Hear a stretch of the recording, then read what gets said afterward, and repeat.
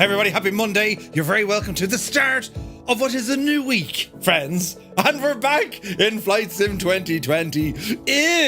Right, but tonight, well, we continue on our adventure. We jump straight back into it as we continue on this Monday night adventure as we explore the 7 wonders of the ancient world, meticulously handcrafted and created for our viewing pleasure by the man, myth and legend himself, Jefferson 2001. So we also have an update over on the website. It shouldn't really affect tonight, but you'd want to grab it certainly over the next week or so. And exclamation point scenery will get us there, do you know?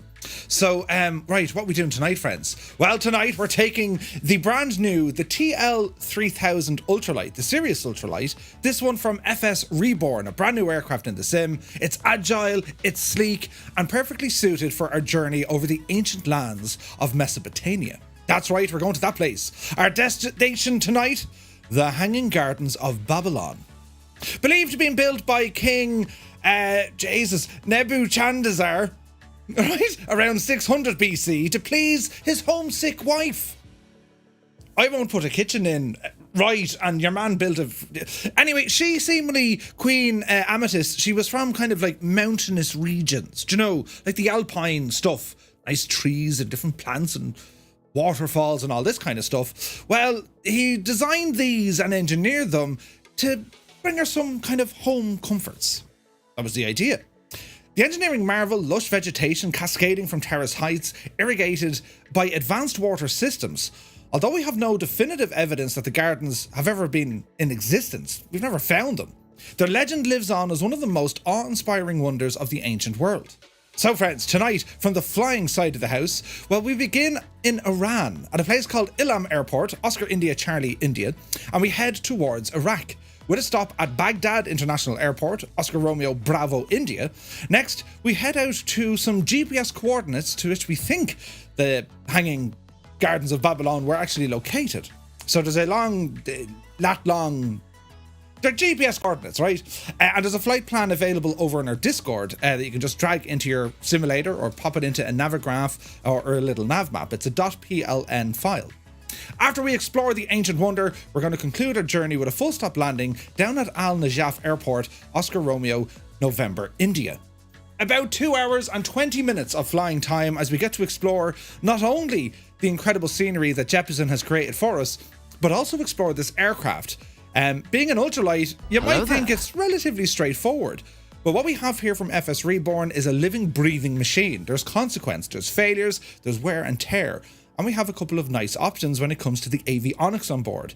Sported by the G3X, also with a 750 in there. This thing is super advanced and they're a beautiful little aircraft. We're going to learn a little bit about the real world aircraft as well.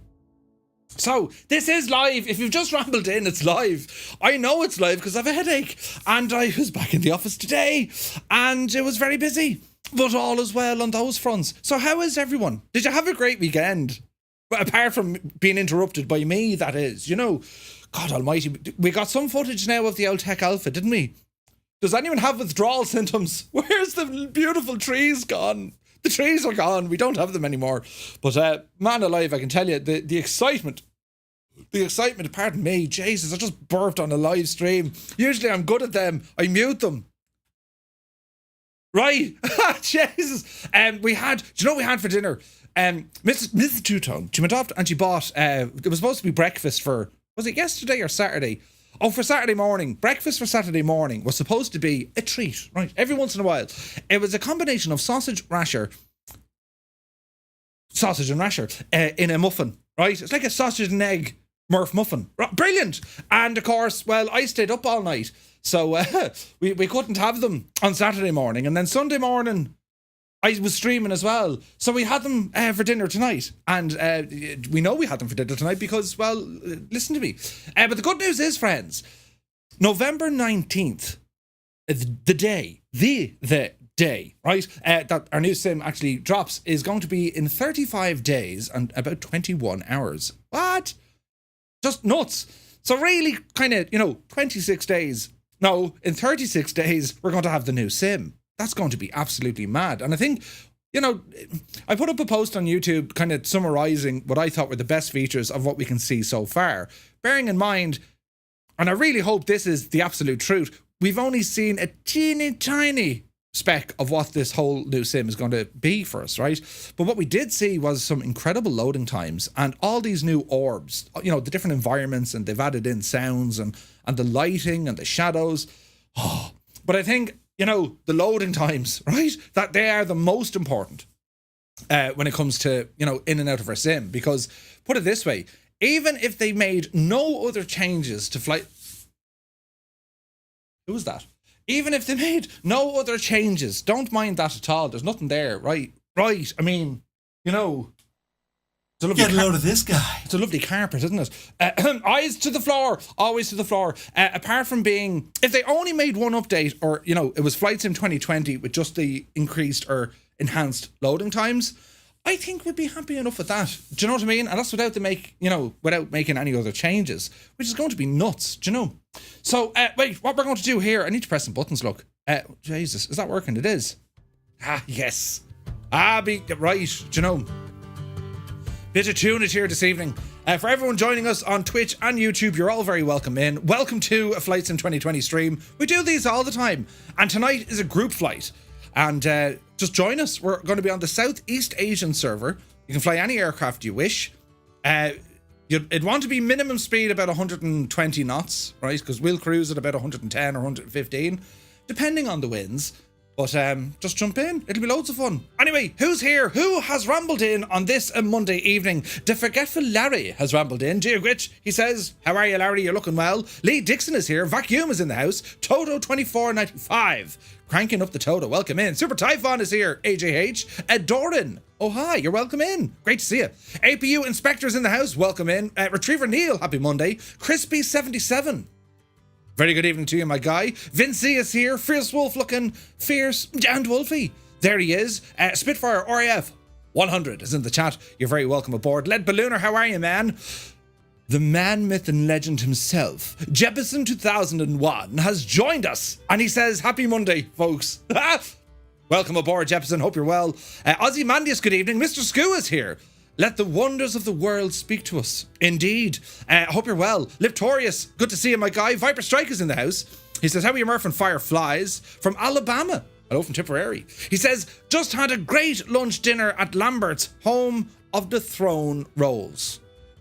Do they actually throw the rolls at you now? You know, right. Throne rolls? I'm intrigued. Night Zep is here, 47 months. 47 months. Thank you very, very much indeed, Night Zep. Hope you're keeping well. Shuffle Shoes shuffles in. AJH John, welcome aboard. Commander Balosh is here. I hope you start in a new week was not bad. Indeed, it's all full steam ahead. As King Lamford once said, it's the last Monday before next Friday. That's great news. It's a great perspective, lads. Do you know? Kozaki Flyer is here. Welcome aboard. Eamon 1973. I'm watching and listening in from work on a night shift. Don't let us distract you. Unless, of course, we start playing loud music, which is always possible. You know, it depends on the... Oh, do you know what'll work now? This is just for Eamon on the night shift. Do you know what I mean? Yeah. You have to do a bit of a mad, kind of a sexy walk now, right? And your co-workers will be looking at you. Hello there. As if there was something wrong with you. Know what I mean? Ooh. Right, very fitting music for Babylon. But sure, listen, they were mad about this sort of music, seemingly. Babylon, of course, invented by the Irish back in 1111. At about 10 to 6. Brilliant. Leap Sumo is here. Leap and Sumo. Good to see you. Now, Murph, did you manage to spend at least a bit of time with Mrs. Two-Tone over the weekend? I did. I did. What did we watch last night? We watched Hot Shots last night. Actually, hang on. Where's Patrick? Did he do his homework? We watched Hot Shots, the first one last night. Ridiculous, right? And then it doesn't go on for terribly long. And then she puts on Harry Potter. Harry Potter! Right? And it's stuck in me head. And we only watched the first, 45 minutes of it. And you have the big, kind of a hairy fella. You all right, Harry? You know that lad? Harry? Amazing accent. He used to be... Your man who played him used to be a cop on the telly. On like ITV or BBC or one of those channels. You know, remember in the olden days. And I said, Jesus, that's your man. He also played a Russian fella in James Bond when Pierce Brosnan was James Bond. Most unusual. Agrid, isn't that it? Robbie Coltrane, that's the Cracker. Yes, Muse. Do you remember Cracker? That was a cracker. It really was. Yeah, Robbie Coltrane. He passed away a few years ago, though, I think, didn't he? Great actor. Jesus, brilliant. Nuns on the Run. Do you remember Nuns on the Run, Zith? What a movie. What'd you put in my car? A bomb. A bomb? You off a trolley? That was a great movie. That's fantastic. Now, right, we'll continue on quick because we're in trouble. But yeah, that's what we did. We watched Hot Shots and then the start of Harry Potter. Right? But yes, Big Carlo, welcome aboard. Sun Jammer is here. Jimbo, welcome aboard. He says, Happy Thanksgiving to my fellow Canadians. Is it Thanksgiving in Canada? Happy Thanksgiving to our fellow Canadians. You're very welcome in, lads. Right, now I'm over here, look. PH Roy is here. He says, good evening all. It's getting closer to November, which means a lot of 2024 content will be on our way. For now, we'll enjoy the ancient world in the sim. It feels like a movie, doesn't it? Look what's going to happen next. Brilliant. DeBlaze is here, off to do a clean Windows 11 install, having mad sound issues for the last 3 days. Ooh, new Windows. DeBlaze, were you currently on Windows 11? Because I tell you, the change when I upgraded from when I went from Windows 10 to Windows 11, all my streaming stuff went up a notch. Everything started to work way better. OBS, friggin' Elgato stuff, you know, everything. It was brilliant. So I don't need to stop pressing them buttons. Do you know what I mean? I've more of those now to add, although that's fake news. That was photoshopped. Yeah, photoshopped. Basically, they moved me in a direction that made it look like I nearly fell off my chair, but like that just wouldn't have happened. Do you know, in real life, I mean, let's be honest. Jesus. Right, anyway, Muse Fan is here, bursts in the door, and he says, how he is his mad jokes. Happy Monday. Welcome aboard, Muse, you're looking well. Zit says, and Flight Sim 2020 is asking for my login details. Uh-oh. Now let me see. Dr. Diggler, good to see you. Paparazzi is in the house. Hope all is grand. I have to work lurk for an hour or so, but glad to see all yous legends. Welcome in, Paparazzi. Bald Eagle, happy Monday. Goblin Zeus is in the house. WB, you're very welcome in, man. Whack-a-mo, he says, hello from the east coast of Canada. Welcome in, my dude. Rob MCR is here. Tarnished Mossman is in the house. Idle Cutoff. He says, hello from the west coast of Cambridge. Hello from Tipperary. You're looking well. Little Trader is here. Let's step on and have a great flight. Yes, I like that. Eamon says, what's happening, Murph? You don't seem to be streaming very much these days. Right? Are you sick of me yet, though? I mean, I'm nearly sick of me at this stage. You know, Jesus. A lot of hours were streamed over the last, since Friday, really. We did Friday and Saturday together, and then a good bit on Sunday. Loads of fun, right? But, man, I can't get enough of the sim. Cannot get enough of it. This one or the new one. It's great. Right, now, Muttley, happy Monday. Nutty Slack is in the house. Filthy is here. Now, let me see. Silly, unknown Irish guy. He says, why the heck are we going to Iraq? Because someone decided to build a wondrous creation in it back in the late 600s, and we need to go exploring it. And in actual fact, there isn't any archaeological, we can do English, archaeological evidence that actually states exactly where the Hanging Gardens were. So us, as the inquisitive bunch that we are, thought we'd go the simulated path and explore it for ourselves. Did you all bring your simulated trowel and bucket? That's right. Archaeologists. Archaeology. Wait, what's the word? You know, it's archaeology. Yeah. What was your man's name in Indiana Jones? What was his full name? Was it just Indiana Jones? That'd make a lot of sense, wouldn't it? Dr. Indiana Jones. Did you not, like, have a normal name, like, you know, Paul or something? Or was it Indiana Jean-Luc Jones? Right. We need to get clarification on that before we go any further. Filthy, welcome in. Right, we're over here now. Tima, good to see you. Mr. Z Rider is in the chat. Happy Monday. Nebo Kenza. Squawk Talk, with the pronunciations, man, you're on fire. It's easy for you to say, right? Brilliant. Flying Tonight is here. Who brought the airliner? Oh, God. Jesus, I can't get GTA. Wait, I can't GTA this trip with that racket. Uh-oh. DJ Seamus is here. Mega Mondays to you, Murph, and all in the house. You're very welcome aboard. Wombat49 is here. Let the week begin. Absolutely. Now, let me see. YT Connor Plays, welcome aboard. You're very welcome in. Old Veteran 965, Scott, is in the house. He states, typing here and listening and watching in glorious 4K on YouTube. No computer today, sigh. You poor unfortunate. 4K. I mean, you know, let's be honest about it, right? That's a big 10-4, good buddy. Right, 4K, lads. Where would you get it? Absolutely gorgeous. And sure, I don't want to hear any more given out about it. Right? Now, why... Hey, good buddy. Why are we suddenly no longer live? The stream just got terminated. Yes, now, Anglewood is here. Good to see you.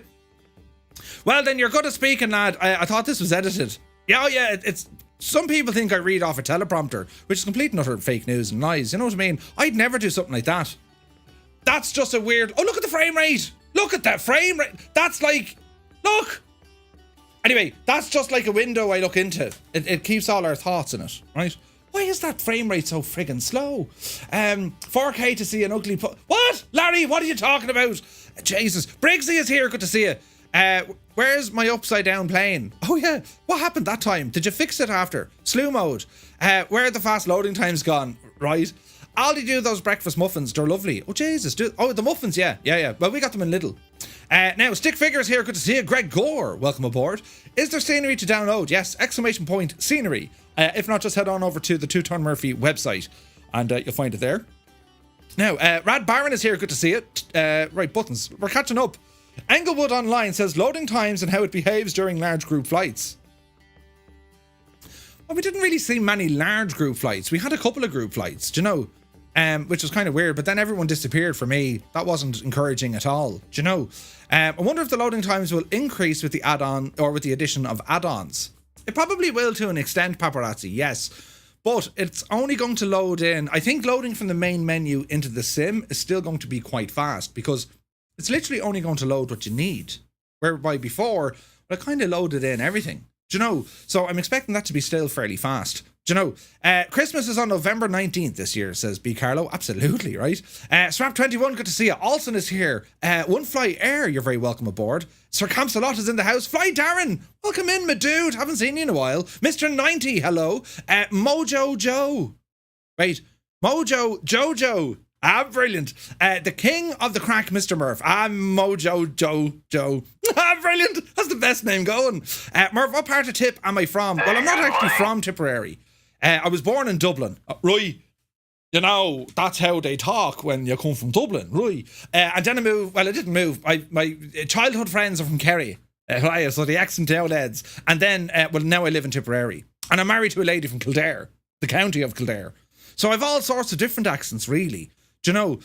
But originally from Dublin, you know, and it comes out to me now, usually after a couple of pints. What? Right? That's usually what happens. But right, now, we're over here, look. Happy Thanksgiving Day for all the Canucks. Yeah, go Canada. Brilliant. Soaring AJ is here. Good to see you. Right, we're over here now. P.S. Mirandai. Hello there. Great to see you here. Babylon was invented by Boney M. Oh, do you remember Boney M, though? Now, let me see. Jah the Force. Trying out the Max 800. Nice. Yeah, they released early access to that. That's brilliant, isn't it? Freedom Fox is on sale in the marketplace, says Nightsep. Ooh, that's a great airplane. Great airplane.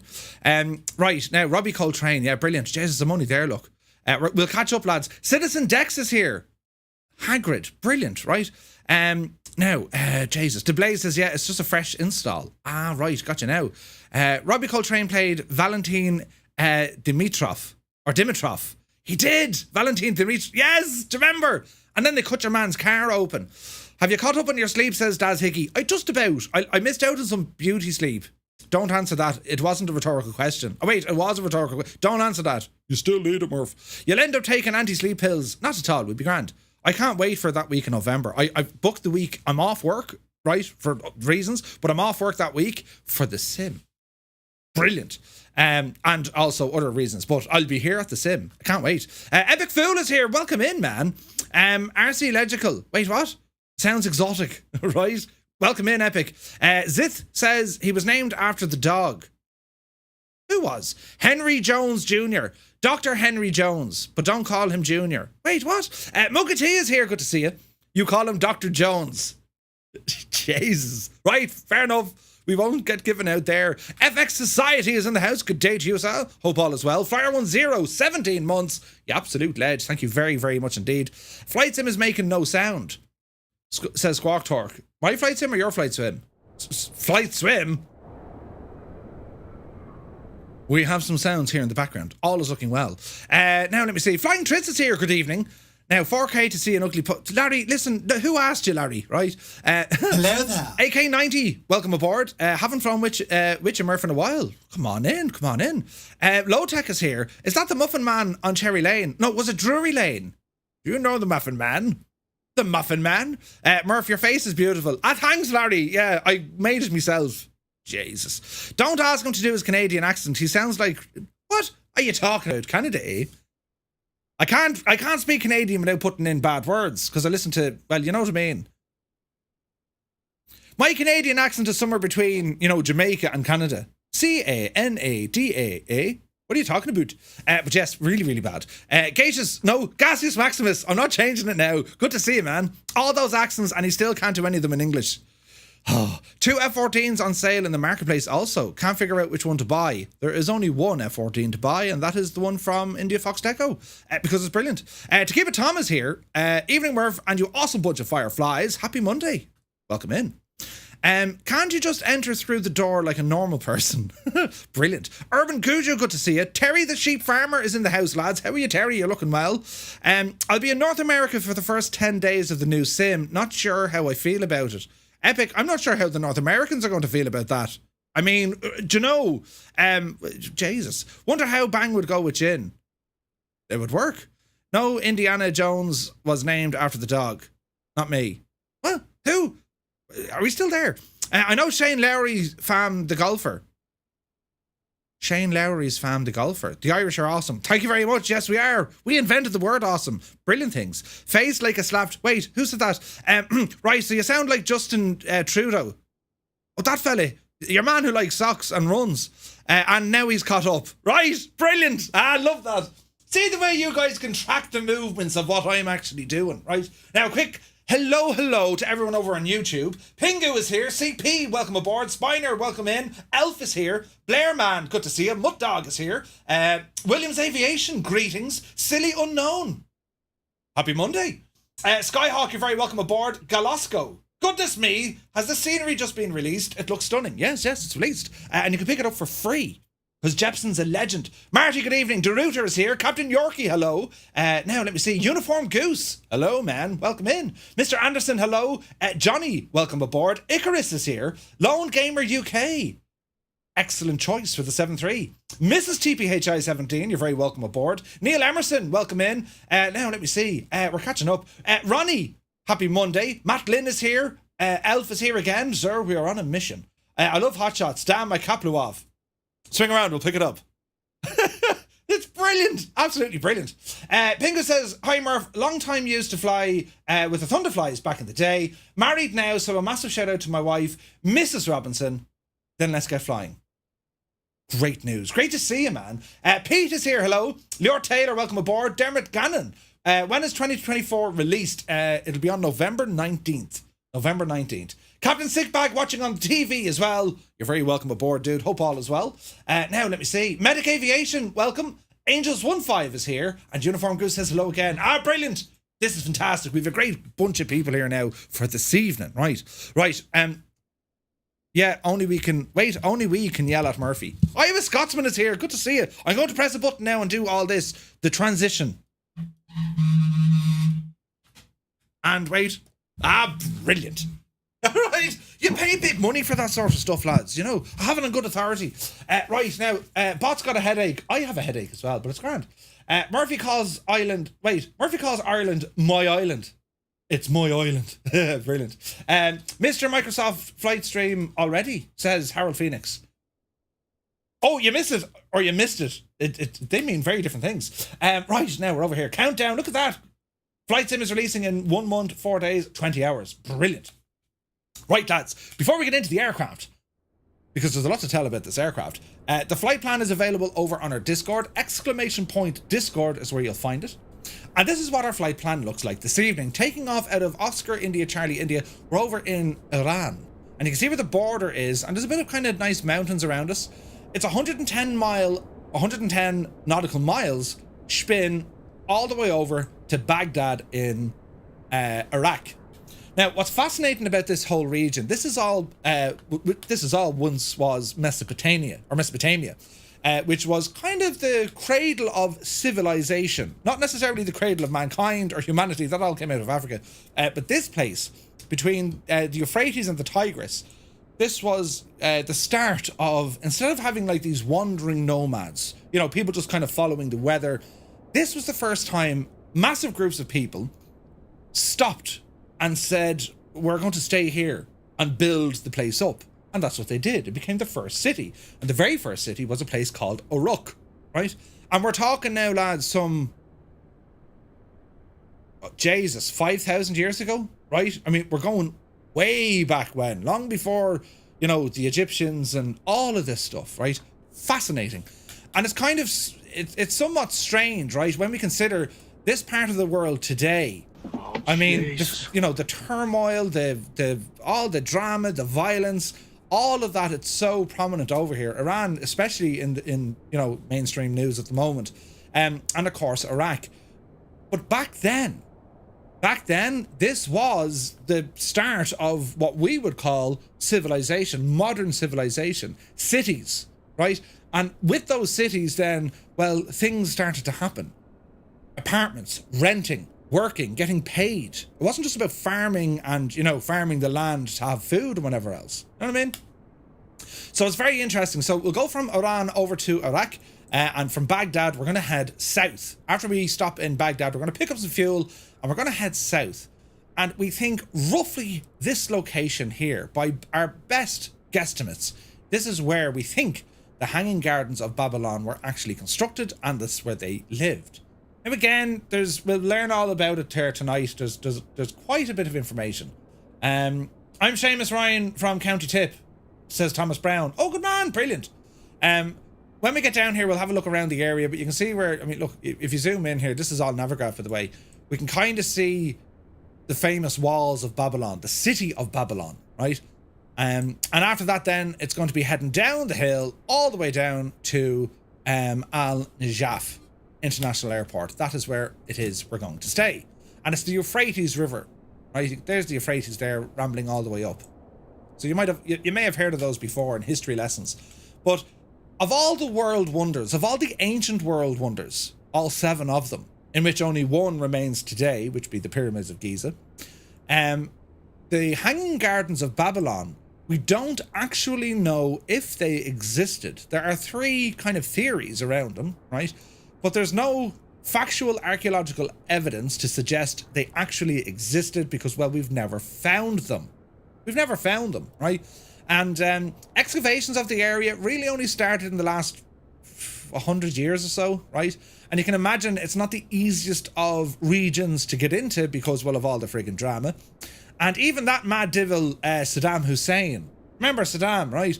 Well, anyway, he had an idea of rebuilding the Hanging Gardens of Babylon, but he was going to make it into a theme park.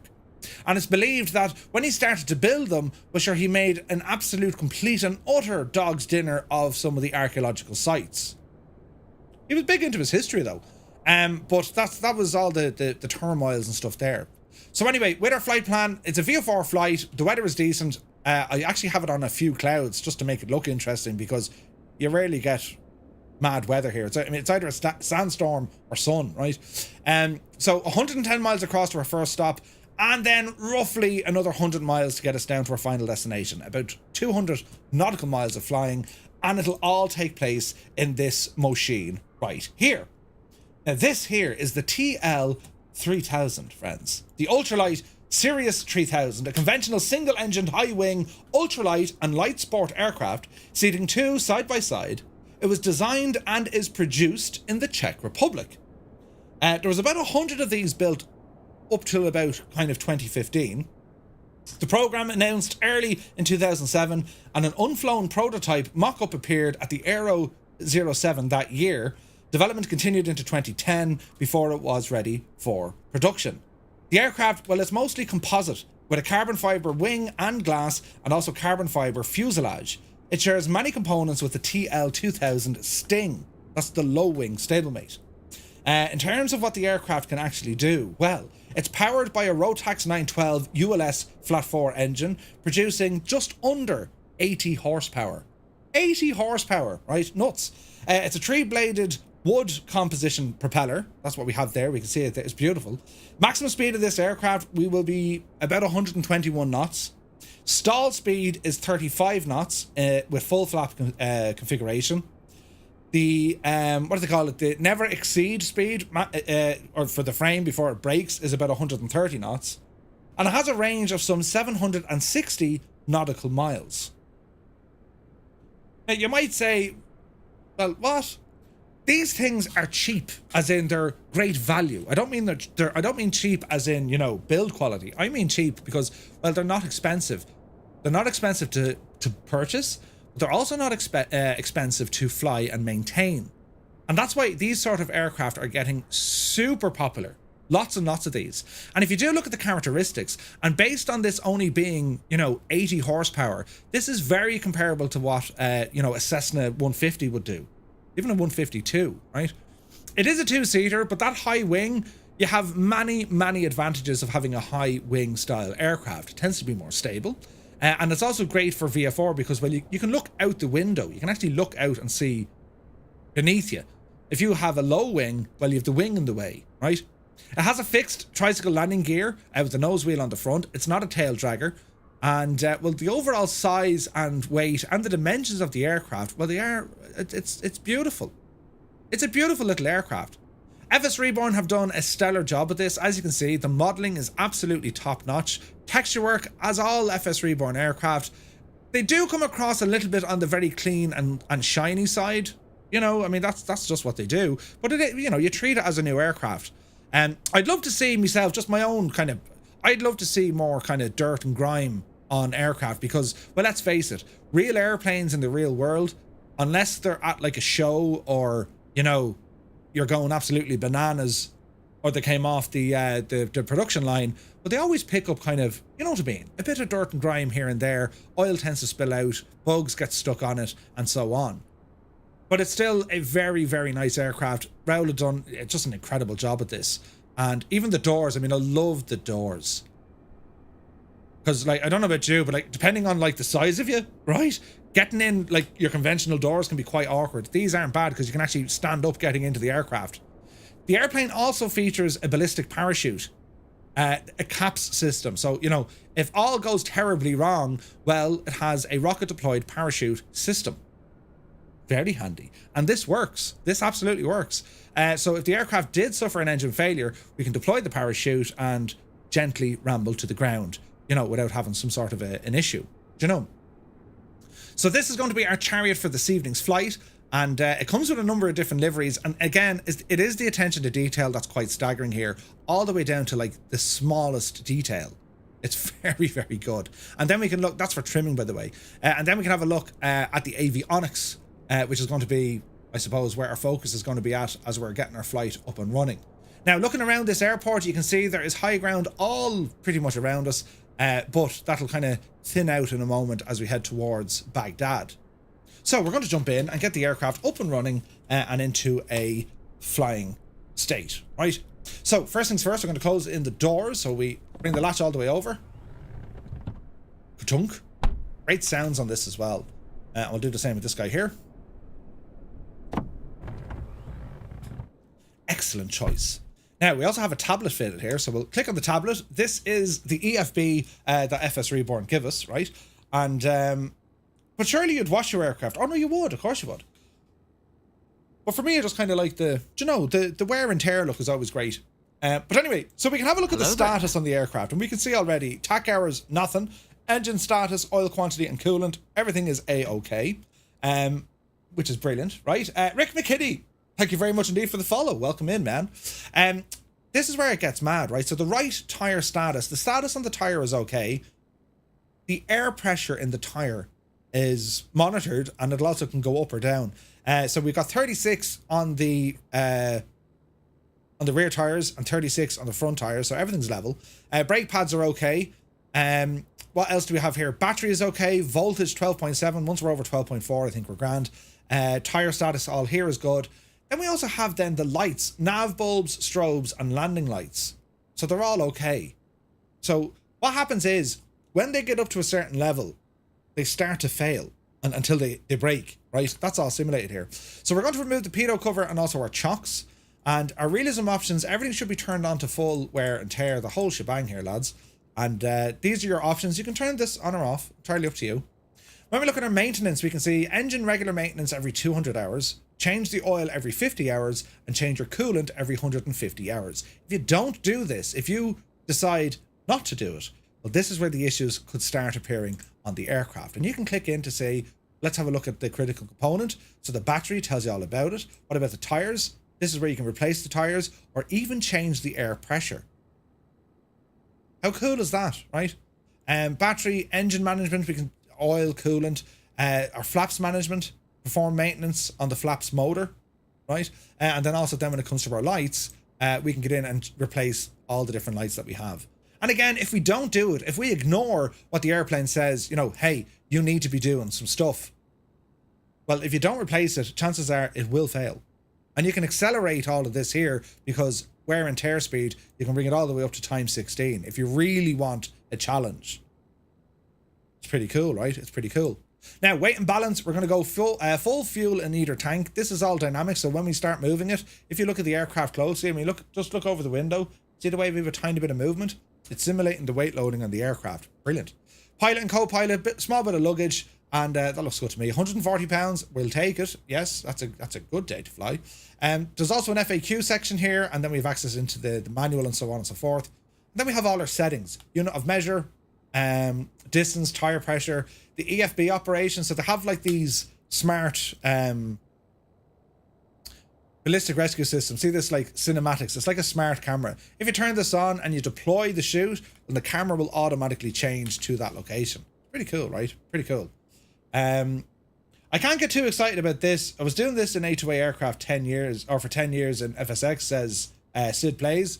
Well, it's not about getting excited about it. I mean, it's just to say, here's an aircraft that's following suit. Like, I mean, we can look at a number of other aircraft that just don't have these features. I think this is great to see in it. And you have the fact that you have the options to turn it on or off. You know what I mean? Plus, then you have the price of this aircraft. This is around only like 20 bucks or 25 bucks. And you know, you compare that to something like what A2A have, well, it's quite a bit different. Do you know what I mean? But anyway, we shall move on. So up on the overhead, this is where our electrical panel lives. And we have our main battery master. We've got our nav light on here as well. And what else do we have? Instruments, they can be turned on. Auxiliary boost pump, we'll worry about that in a moment. So we're going to get the instruments turning on here now. Check in on the fuel. Now, we need to figure this out because if I want to swap... I'm trying to remember how... Yeah. So I want to move it in such a way that I won't turn off the fuel when we need to change the tank. Because I think Raul changed the logic on this. So if we go from... If we're on the... Oh yeah, I think you just roll it down twice. So if we're going to be on the right fuel tank... System test. Okay. And we want to move it across, just give it like a double roll of the mouse and that'll fix it. But I'd recommend get used to that before we go, just in case, you know. It is great to see, just saying it's not new. Oh, of course. Oh, of course. Yeah, no, it isn't new.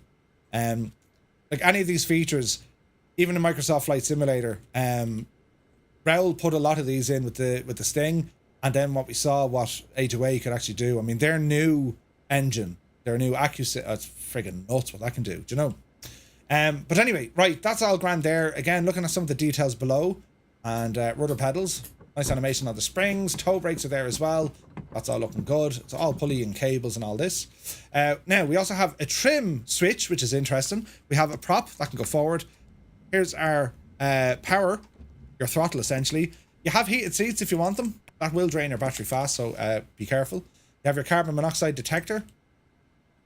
And what else do we have? That's kind of it, lads. We're going for the L glass setup here, which is always nice.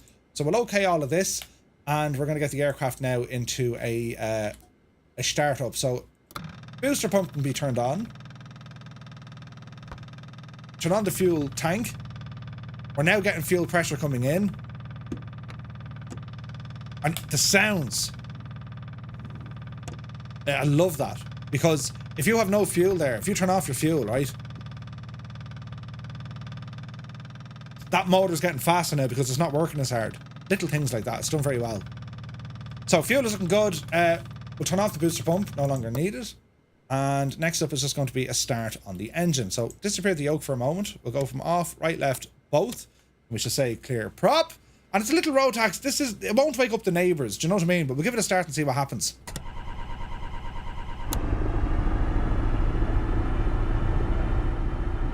It's as simple as that. And you'll notice with that Rotax engine, it doesn't go and then kicks off. It's all kind of very fluid and fast and all this jazz. So that's a good start. We can see this green light charging. That's letting us know that our alternator stuff is working.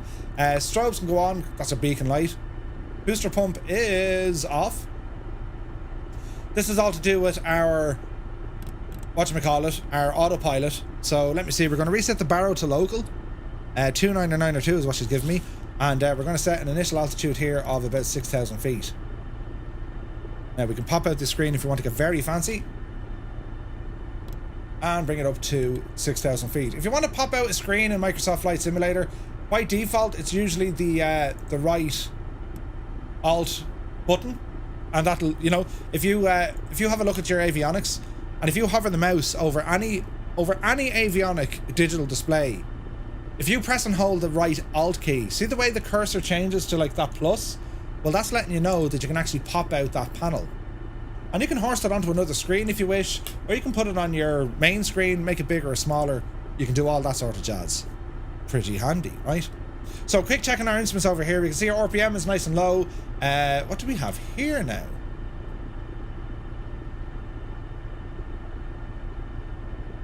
Speed? Look at the mad dial there. What do we have here now? That's altimeter.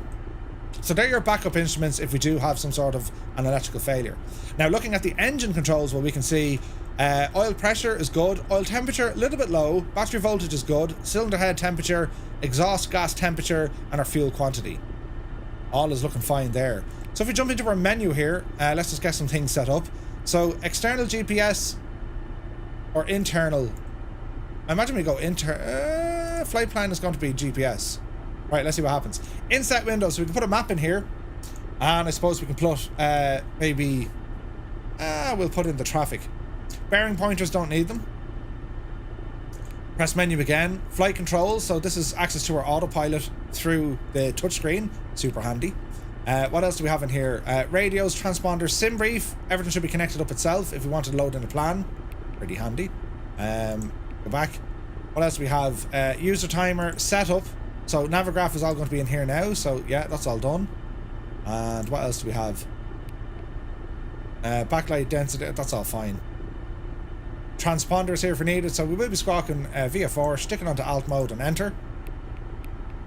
And that'll kind of do us. Okay, we're looking good. Now over on this side, the GTN 750, this is a payware add-on. You can pick it up from PMS or also you can pick it up from TDI. I highly recommend these. These are great fun. I'm unsure what way they're going to fall when it comes into Oh, Jesus. you know, when it comes into Flight Sim 2024. I'm hoping it works well, right? Does the keyboard command work if you're playing on Xbox? Should do. It's a spiral type speed gauge. Hey, Raoul is here. Good to see you. Ladies and gentlemen, the designer of this aircraft and the owner of FSReborn is here. It's Raoul. Welcome in, my dude. Hey, Santi is here. Good to see you. Good evening from Mallorca. Oh, tell me, is the weather nice? Is it nice? The GTN 750 works in 2024. Brilliant. And you also have access to your Navigraph charts here as well. How friggin' cool is that, right? Just brilliant. We can do many things with this system. I'm in a glass case of emotion. Right? You know, checklists and all. We can import checklists for this aircraft if we wish. But we'll go on charts, split, and yeah. We're located up here. We're going to be taking off from... I suppose the runway we'll aim for is the one right in front of us. Runway 14. So we're going to blast off from runway 14. That's the wrong airport. OICI, isn't it? There we go. There we go. And there's a little plane icon on it as well. Isn't that super handy? Now, can we put this into night view? We can. says night view.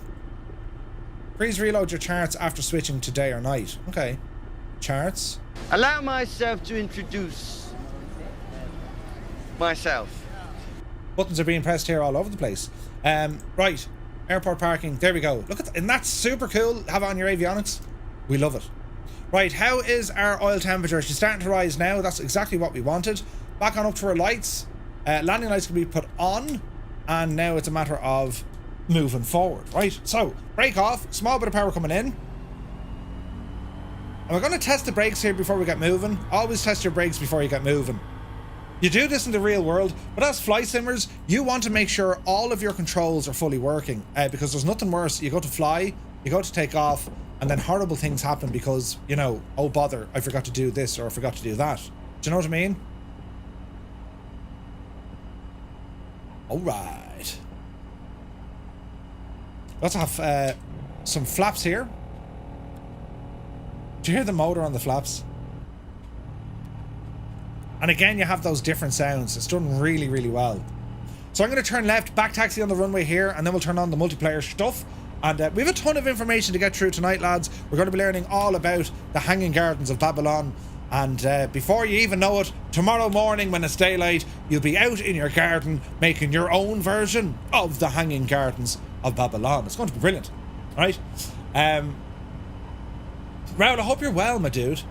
Like, my mixture lever isn't cut off and I'm in flight. I don't dare touch it. Yeah, like, it's gas. Like, a lot of the real world stuff, they transfer into the sim.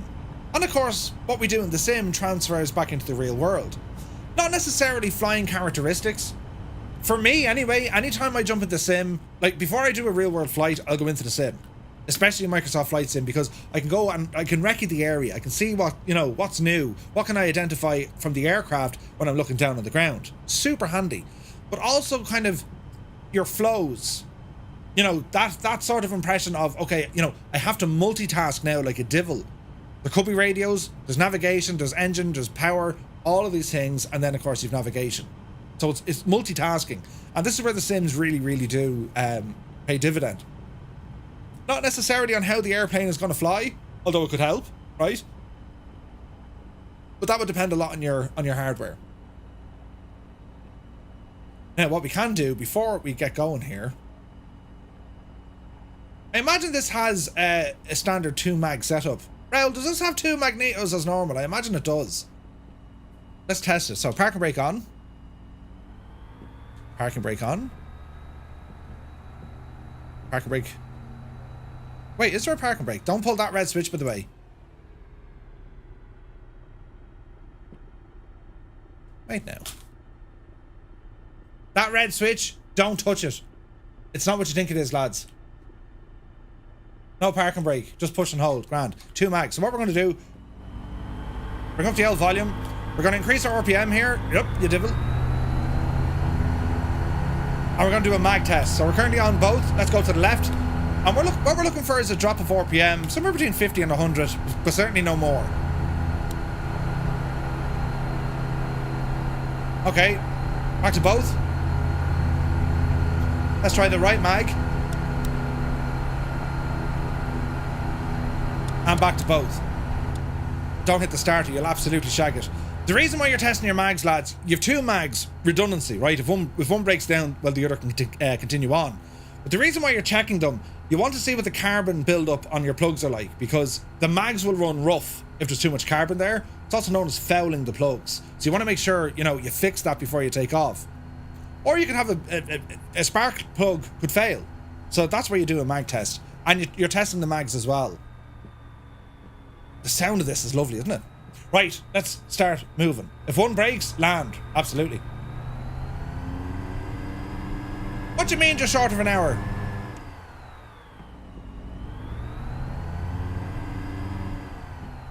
Oh yeah, that's like me though.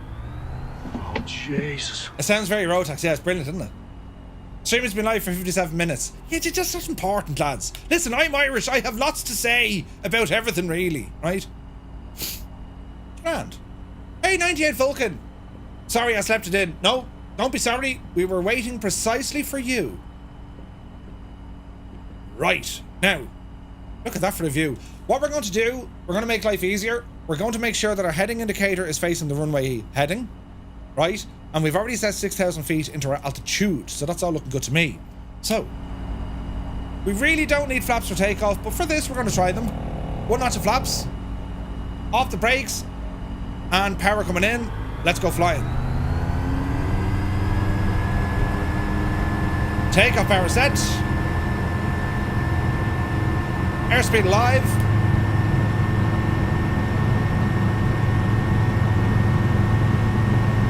Watch the RPM. There's 60. Oopsie daisy. Nice and gentle. Positive rate of climb. Jesus. It's very nice, isn't it? It's a very different sound to what we're used to, isn't it? Now we have tons of runway. Tons of runway. But you'll notice that we're at a fairly high altitude, yeah? Like we're at 4,000 feet here.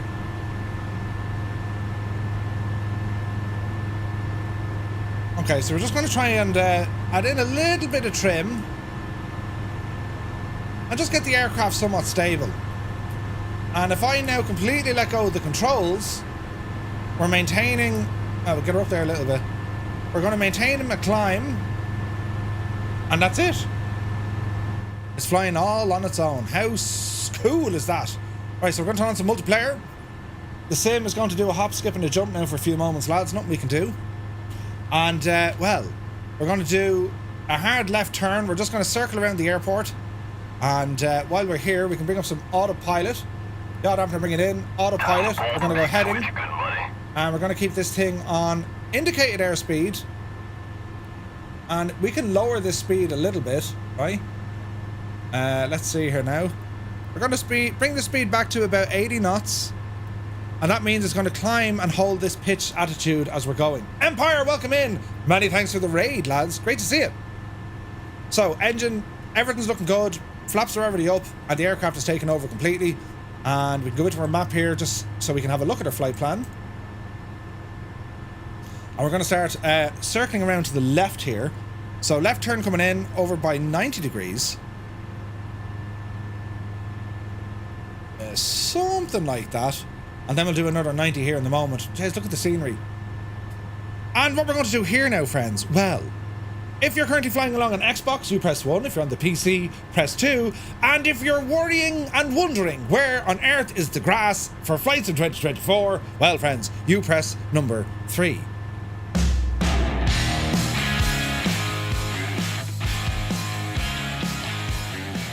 Hello, Fireflies.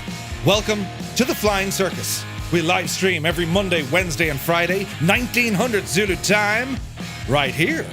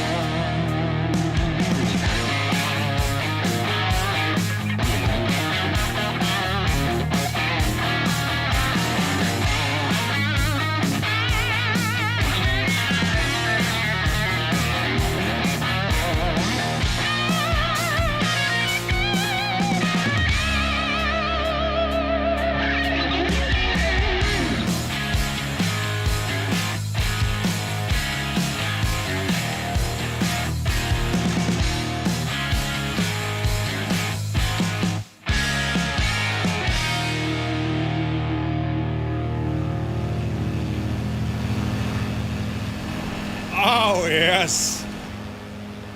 So many people. This is awesome. We got 40 on the PC, 2 on console.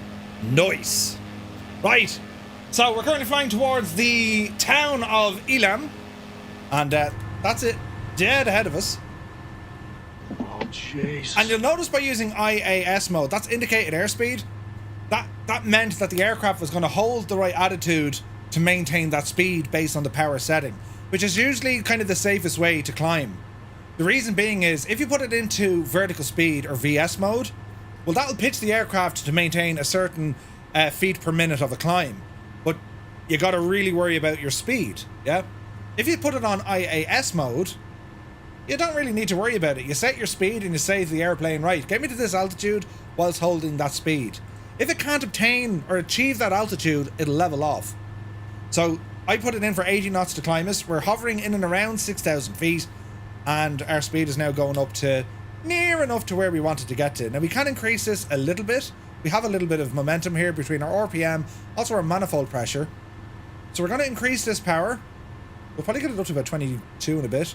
Watch the RPM though. So 22.6, that's the best we're going to get. Now by adjusting the RPM, this is going to help us out on our speed, right? So we'll probably hit about 100 knots, give or take. Give or take. Now looking out the window, overflying this place, we got a chopper with us as well. Can you hear the chopper blades? Super duper. We're on the Southeast Asian server, Travel Sick. Anyone can join, lads. Come on in. I have to say, that looks pretty good. That's all generic kind of models and stuff, but it looks great. So, another left-hand turn coming in, lads. Call it 90 degrees. We'll ramble over here to about 230. And as we turn here, we're going to start picking up our magenta line and heading straight onto our flight plan. And then we're going to start talking all about the Hanging Gardens of Babylon. So if you are new here, lads, I really do appreciate you coming in. We do Monday night adventures all the time. I mean, we've done so many of them. And it's a mix, right? I mean, we do historical stuff, we do modern stuff, we do training. You know, we've done ATC stuff for VF4 and IF4. We've done a number of different train routes, flying over them. We've done a lot over the years. And this is our final Monday night series for Flight Sim 2020. So when the new sim is deployed, this is going to bring us right up to the release week of Flight Sim 2024. Next week, of course, we're flying... where's the next wonder we're going to? You think I'd know these things, wouldn't you? Where are we going next week? Another wonder we're going to. And all the way up to... yeah, we're going to Cork. We're going to Cork next week, yeah. But every Monday night... you know, we'll start a new series, and we've done lots of them. As I said, we've done the 7 wonders of the 7 world wonders, the natural world wonders. Now this is the ancient world wonders. We've also visited a number of different countries. We had the India special, the Vietnam special, so on and so on. What's our first series for 24? Oof, there's a lot of series to get through yet. I've been working on the Napoleon one quite a bit, following in the steps of Napoleon. We've done Rome, Gibbo's favourite, right? But there are so many. There are so many. So what we're going to do here, we're going to go back into our autopilot and we're going to select nav mode. And we're going to make sure that our course deviation indicator, or CDI, is set to GPS, which it is. Heading mode is already on. But see the way we have a white GPS? That means we've armed GPS, and once the aircraft can intercept that magenta line, we have it on an intercept, well then the aircraft itself will turn and then start tracking that magenta line. And what's cool is everything we learn, or everything you have learned in, you know, Flight Sim 2020, well, that's all going to be transferred into the new sim. Current time of day, I have it set, well, I may bring that back a bit because I was talking for a bones of an hour. I recommend, lads, bringing the time back to about 1600 local, just after 4 o'clock in the afternoon. And this wonderful wheel, this is from Parallel 42. It's called Flow Pro. And this lower wheel, which is pretty much like the Garmin unit that you can get, well, that was created by Rambog Mord. Exclamation point wheel into the chat, and that's where you'll get a link. That's for free as well. Maybe for this kind of stream content you could use, say, intentions entourage. You could, absolutely. Like, To be honest, I'm going to be talking too much, but some of the add-ons we can get now, especially with, say, intentions, I mean, you can have a tour guide, a virtual tour guide with you and say, hey, what's that over there? And they'll start talking to you about the locations. It's pretty cool what they can do. And like, this is the, look at this, right? Look at the scenery here, and I'm well impressed. This is beautiful looking. You know, you already know now how good this is going to look in flights in 2024. Especially with the trees. Isn't it amazing what, like, small little things can do? Hey, Gabe is here. The old China. Good to see you. He says, will I be able to still fly with you all when I finish work on my old Flight Sim 2020?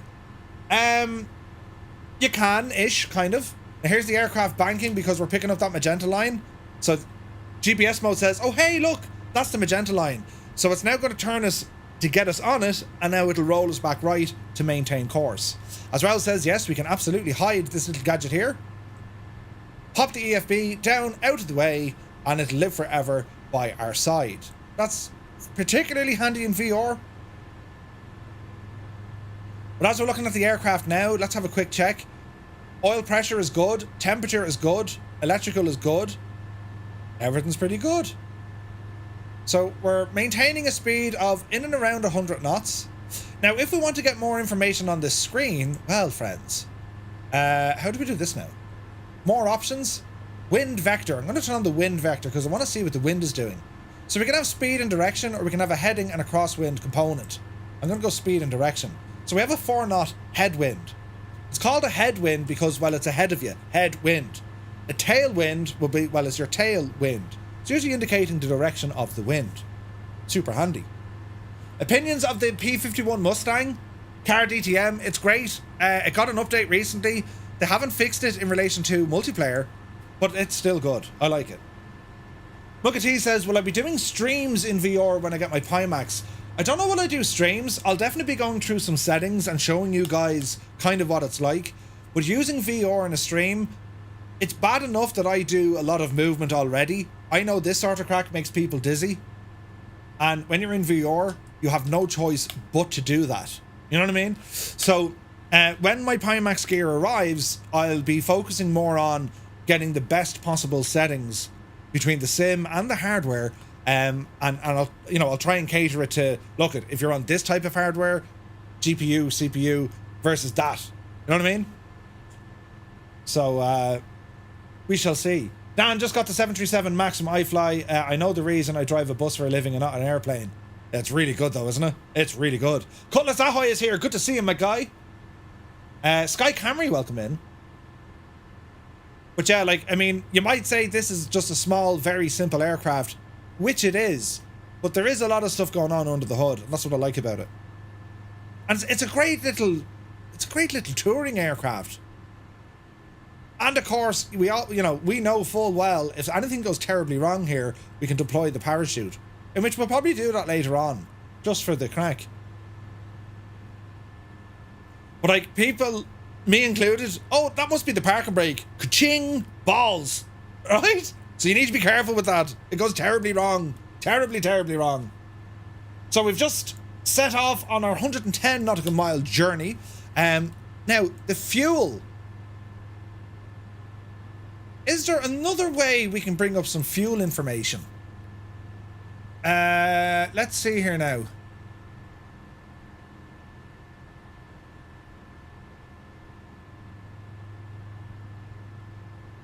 Mode button, comm radios, audio, data fields, that's all around it here. Split mode and then engine. Brilliant. So here's all our engine stuff here. So why I'm asking this for Raoul is, or from Raoul. Here's split mode, but we want to go down to engine. So if we now go... Can we go engine on this? We'll find it here now shortly, lads. There me charts, waypoint, flight plan, engine. Brilliant. This is why I want to look at the fuel. Because if you notice, lads, well, we have two fuel tanks on this. So see the way we have a left and we have a right. This is important. Because as we're draining fuel out of the left or the right tank, well, it's going to impact the stability of the aircraft.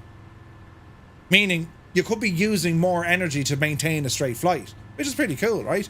Now, there's a couple of things we can do. We can time it. So if we want, I mean, we can put in a timer, all right? And we can say, right, I want to start the timer. And once it gets to 15, every 15 minutes or so, we can change it over. Or 30 minutes or an hour or whatever. I usually go 15 because I'm used to the PA-28. That's usually 15 minutes. This aircraft could be different. It could be... Well, considering our fuel flow is so small, like it's 5.3 gallons every hour, which is incredible efficiency. A Cessna would do about 11, give or take, right? It's probably longer. Would it be 20 minutes, 30 minutes? Every 30 minutes. Standard tanks is every 30 minutes. Hey, Stevie, good to see you. Is Murph getting the new Pimax Crystal Light? I am, Sterling. Yes, I've ordered it. I'm just waiting for it to get here. The first time my dad flew this plane on release, he did a fancy old flight, and then he thought the red handle was the parking brake. He was in for a surprise. I love it.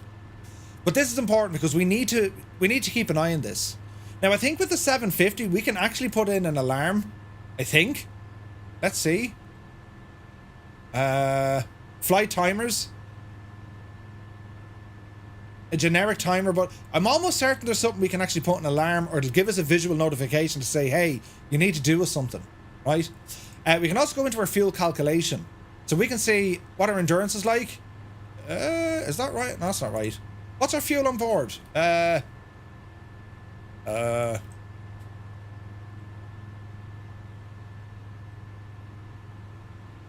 Total fuel on board is 32.9, right? 32.9. Enter. Okay.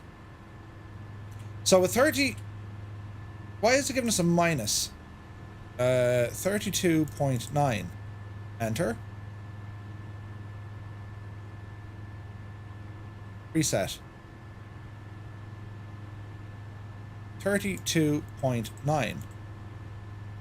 Fuel remaining. Now we're talking.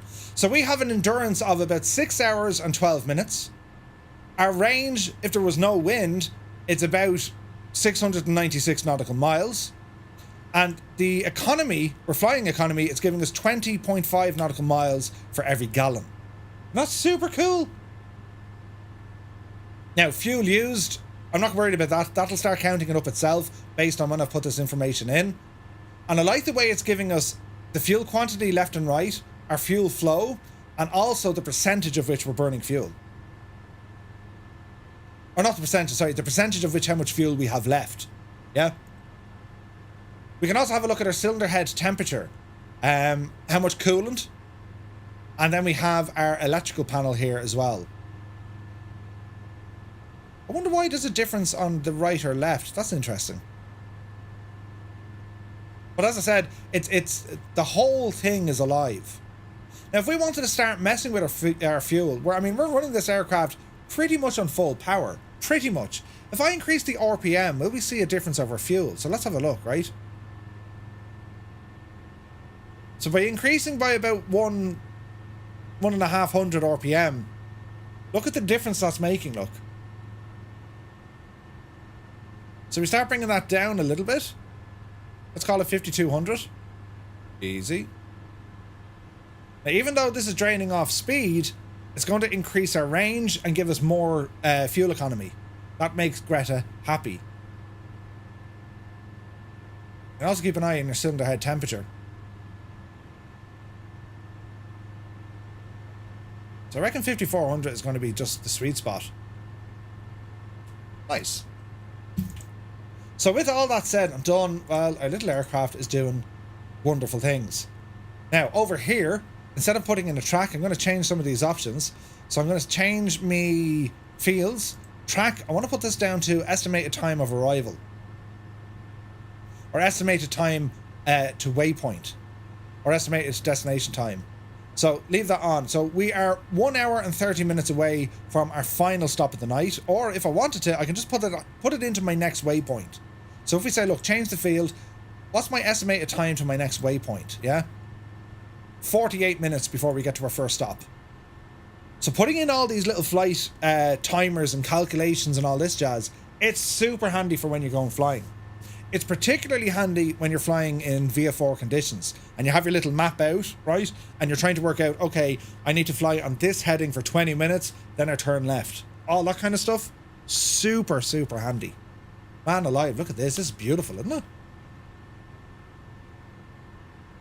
So we're still in Iran here at the moment, and we're going to be rambling across then into Iraq. We're very close to the border.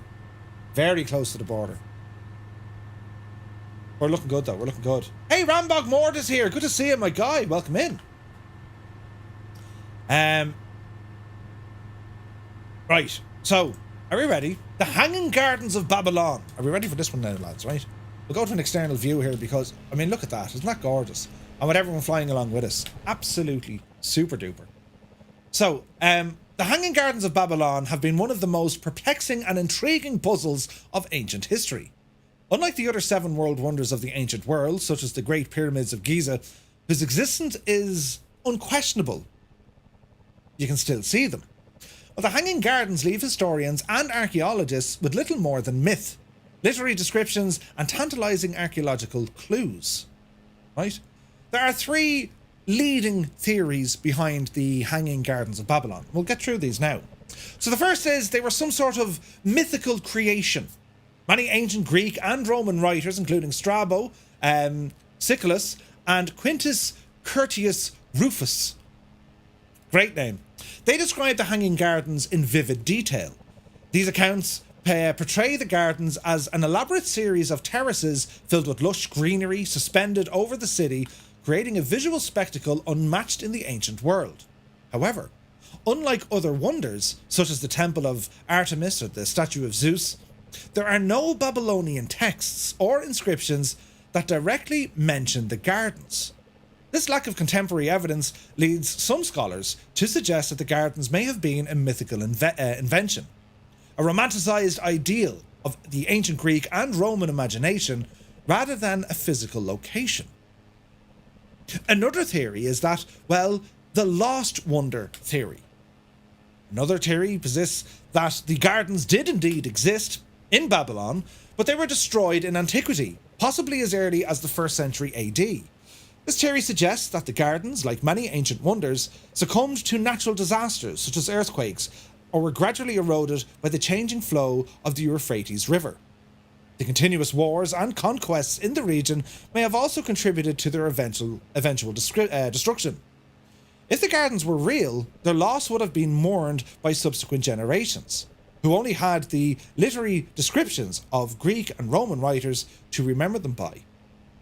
And then we have the third theory, the one of the Nineveh confusion. A more recent and compelling theory is that the Hanging Gardens were not in Babylon at all, but they're in a place called, is it Nineveh or Nineveh? Nineveh. I think it's Nineveh. That was the capital of the Assyrian Empire under the rule of King Sennacherib, who ruled between 704 and 781 BC. That's brilliant, Gibbo. I need to show them that. Gibbo, lads, who absolutely adores all these historic things, decided to share this picture of me in antiquity. Look. I mean, I could have been a marble statue. It would have worked, right? Nineveh. Thank you, Gregor. Thank you. Yeah, right. Do you know what I mean? Look. Brilliant. Jesus. Come on, Gibbo. Yeah, that's real now, right? That's real. Fantastic. But anyway, the Oxford scholar Stephanie Daly proposed this idea after extensive research on Assyrian inscriptions and archaeological findings near Nineveh. Sennacherib built a series of elaborate gardens at his palace, which included advanced irrigation systems that could have sustained lush greenery in the otherwise arid environment. Traces of aqueducts and an inscription describing an innovative water lifting technology found near Mosul in Iraq support this theory. And if this is true, the gardens attributed to Nebuchadnezzar, that fella, well, they may have been the case of historical confusion, with later writers attributing the Sennacherib's achievements to Babylon and not the Assyrians. So stop moving. That's kind of where we're at. Look at the scenery. We don't actually know. Is it Daly? Probably just Daly. Stephanie Daly. See, Irish spell Daly, D-A-I-L-Y. Do you know what I mean? But anyway, There's no physical evidence in Babylon. The lack of direct archaeological evidence of the Hanging Gardens in Babylon itself, well, it's a significant challenge to their historical reality. Excavations in Babylon have unearthed remains of palaces, temples, and indeed city walls, but no definitive trace of the tiered gardens described by the ancient writers have ever been found. It is possible that the gardens, if they did exist, were built on the western side of the Euphrates, where archaeological access is limited due to the river's changed course over the millennia, over the thousands of years, right? Have I ever watched The Matrix? No. Nebuchadnezzar, Mangregor. I need buttons to press on how to pronounce things correctly. Yeah, you'd be fine, lads, be totally fine. Anyway, the history of Babylon itself, and it's not what Boney M told us. To understand the potential existence of the Hanging Gardens, one must delve into the history of Babylon, Jesus. the legendary city where these gardens were said to have been constructed. Babylon, situated on the lower Euphrates River in modern-day Iraq, was one of the most significant cities in the ancient world. It was first mentioned in the text as early as the 3rd millennium BC, but it rose to prominence during the reign of King Hammurabi in 1792 to 1750 BC, what was known as the Old Babylonian Empire. Babylon became the cultural and political heart of Mesopotamia, a center of learning, law, and power. However, it was during the Neo-Babylonian Empire, somewhere between 626 and 539 BC, under the rule of, Nebuchadnezzar, right, that the city reached its pinnacle. Nebuchadnezzar,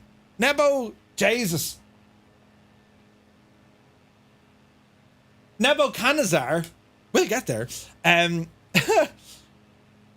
is credited with transforming Babylon into a magnificent imperial capital. He expanded the city's infrastructure, he built grand monuments like the Ishtar Gate, and restored older parts of the city. He ruled over Babylon for more than 40 years, and during this time, the city became one of the largest and most sophisticated in the world. It's believed that under his reign, Babylon's population exceeded 200,000 people, making it the biggest city in the world at that time. Babylon was famous for its monumental architecture. The Ishtar Gate, made of glazed blue bricks, decorated with images of dragons and bulls, while it stood at the entrance to the city that was once the Nebo Jesus. Brilliant. Most famous creations. He was accredited with making these wonderful gates. The city was also known for its towering ziggurats, massive steep structures, including the, what's it called? The Etam Nanki, which is often associated with the biblical Tower of Babel. The what? Yeah, I know, right? I can't pronounce them, but sure, listen. I'll just name them Thomas O'Flaherty and Simon McGuinness, right?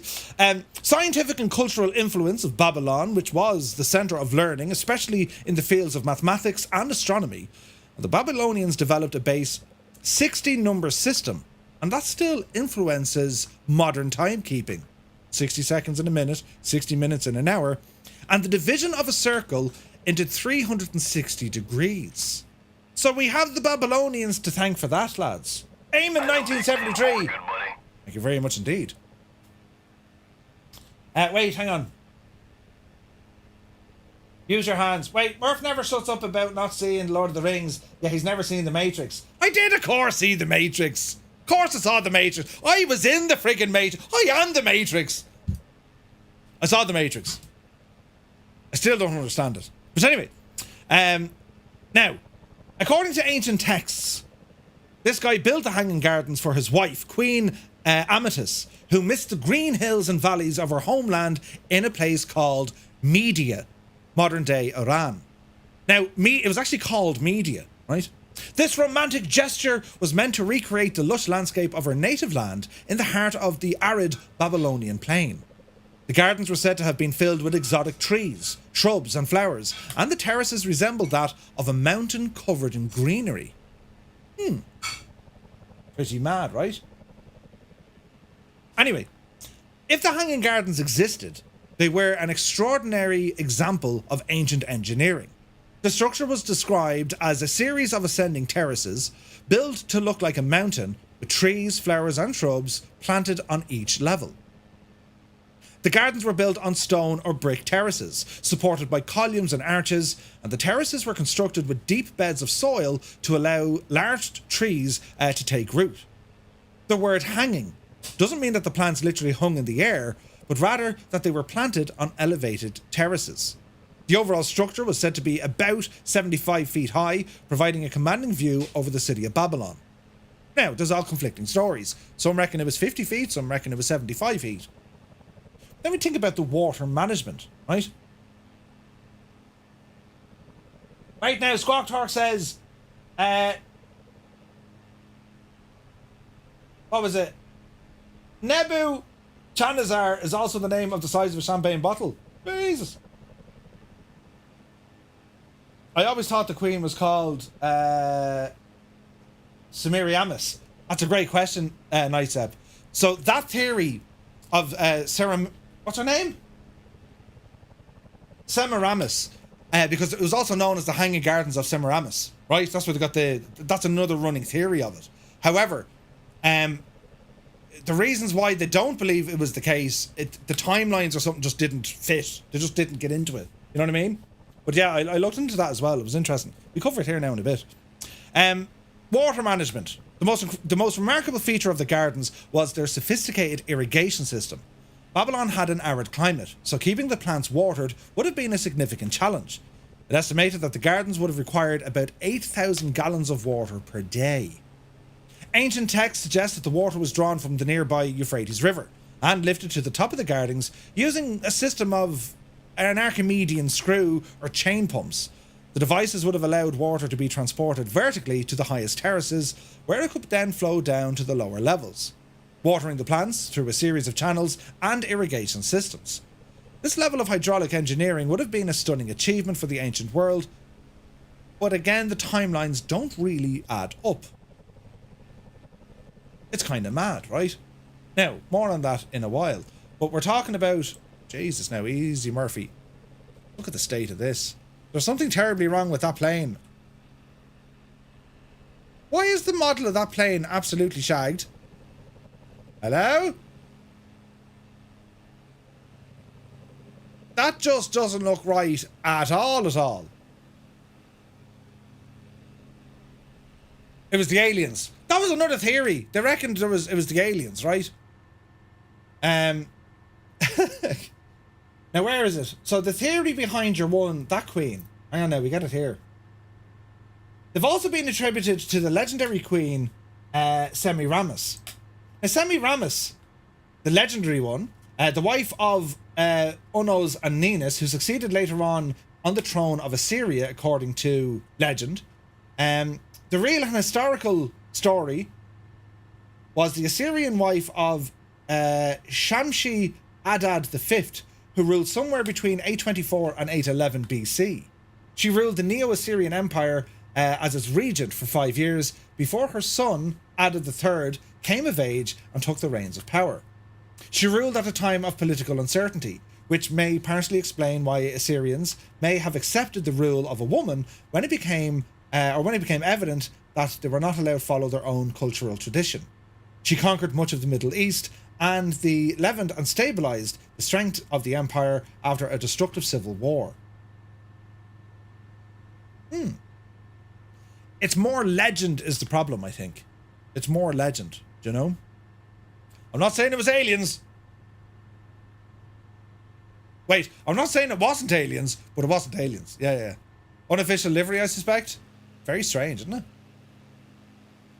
This is very pretty. Look at the scenery from this altitude. Isn't it stunning? We've got choppers and everything here. That's what's great about this airplane. You can fly with choppers and still keep up. Isn't that brilliant?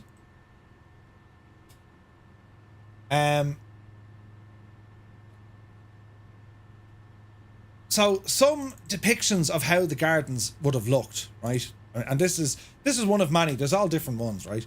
But as you can see, I mean, was it all white and marble? We don't know. With the rivers all the way around it. And these are all kind of, hand-coloured engraving. There was different pictures down through the centuries. Hanging gardens of Semiramis. Right? That was the idea there. Jeez, you wouldn't mind lying down on that couch. The copy of the bas relief from the North Palace. So, like, here's the Assyrian wall relief showing the gardens. In, not in Babylon, but in Nineveh. Right? Looks like London right now. Once again, it's the leg ends that are causing the problem, so it was not. Wait, what? What happened? Humans are the aliens, right? Another bay picture. Date palms, all the different trees and stuff that you have there. The garden party relief depicting Ashur-banipal with his wife seated under the pergola and climbing grapevines with hanging grapes. Also small birds surrounded with the fruiting date palms. The head of the defeated king that hangs on the first and second figures on the left. That came out of the North Palace. But what's mad about this stuff, lads, it's the sheer age of it. I mean, the timeline. When this goes baby way hits back. 88 miles per hour, you're gonna see some serious shit. Do you know? And like as civilization moved on, I mean, starting off in the Middle East and, you know, moved west. Do you know what I mean? From Mesopotamia then into Greece, from Greece into Rome, Rome then into, you know, so on and so forth. It's pretty mad. Pretty mad. And it's fascinating. Right, we're going to change over fuel tank here. I think it's 2. There we go. So we're now going on to the left tank. And we should see this starting to draw away. And we're looking good. And we're just happily cruising here. This is quite nice.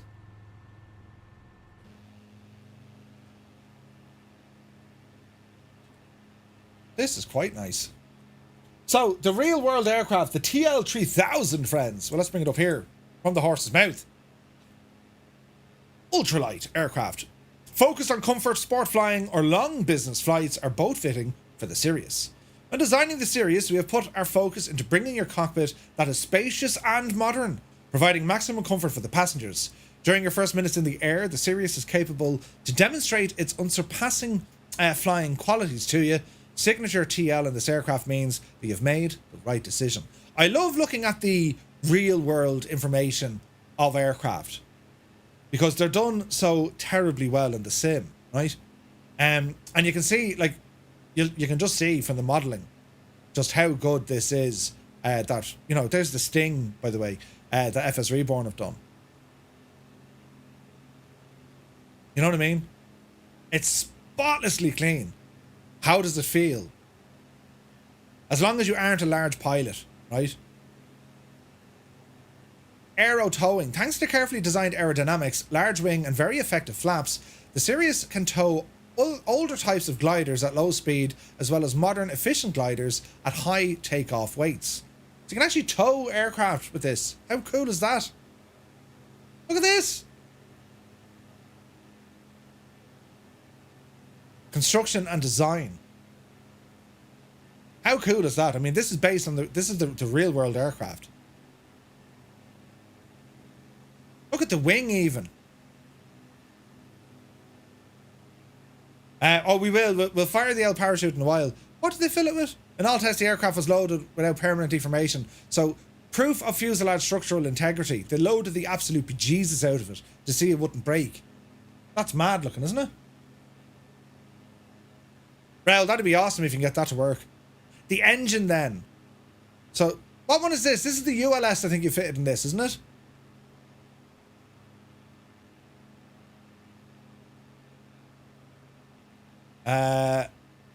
The 912S, yeah. Isn't it class? I mean, look, lads, that's like, you can see it. The instrument or the instruments on the overhead.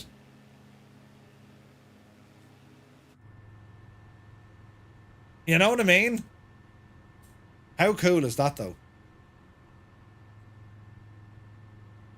You gotta love it. You gotta love it. The detailing is absolutely superb. And then the liveries she comes with. You gotta love it, man. It's a lovely little plane, isn't it? 100 horsepower. And floats. And floats. Production and service. The average of 7 to 8 aircraft per month leave the final assembly line and they go to the testing hangar. So they're building 7 or 8 of these every month. Then we have our technical data. That's pretty cool, isn't it? Yeah, you gotta love that. So what's the video on? Right now.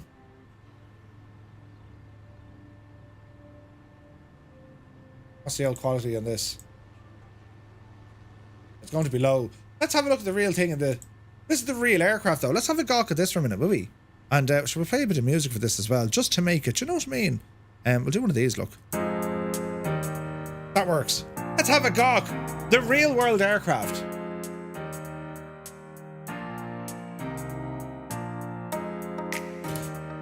Hang on now, we can make this better. Pop that out. Do one of these. Do one of those. Do one of them. Hang on now, lads. We're getting very, very fancy here now. Yes. Yes.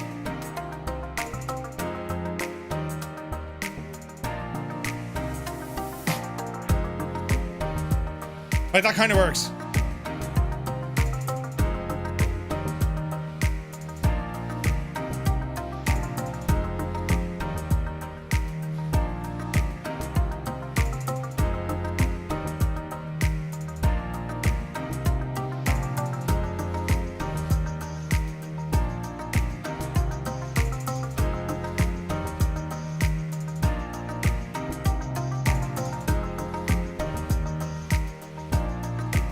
Hang on. How does one pop out the... How do we pop it out? You can pop out the video, you say. How do we pop that out? Hover on it. Yes. Spice Bazaar. This is going to be science now. How do we do this? This is going to be new for me. Pause the old video there now. We hover on it. Yes. I've hovered. What's that do? Picture in picture? Oh, look, there it is there. Ah, brilliant. Right, hang on. Can we make it bigger? Ah, this is the absolute cheese, look. Brilliant, well done, you legend. Right, more music.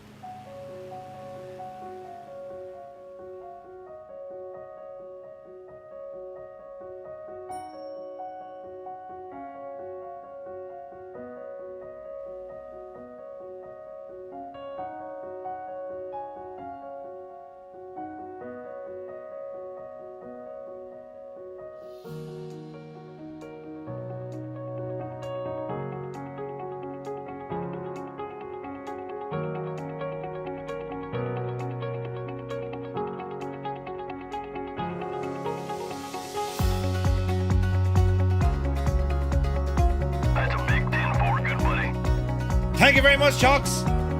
Serious Wolf, yes sir, this is available right now from the InSim Marketplace.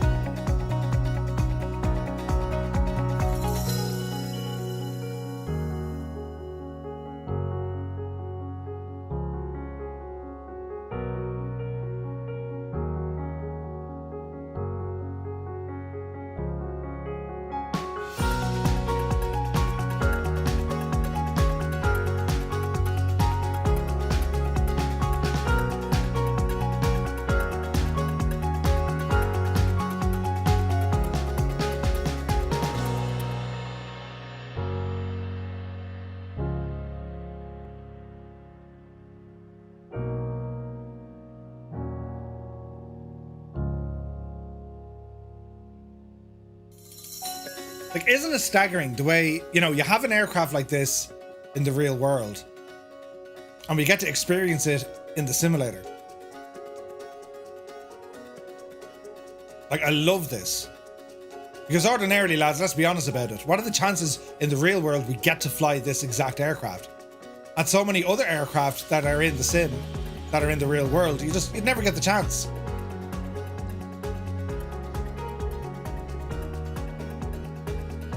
Look at all the different airplanes with us as well. That's absolutely incredible.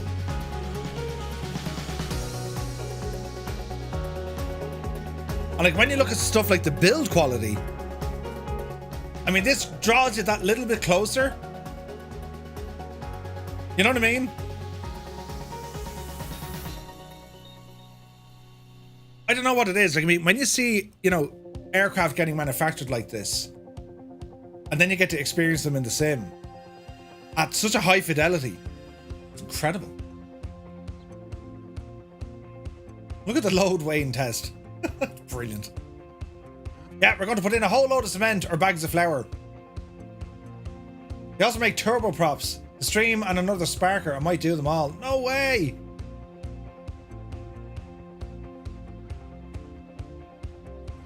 So like the Czech Republic, like they're very popular for making aircraft. They, you know what I mean?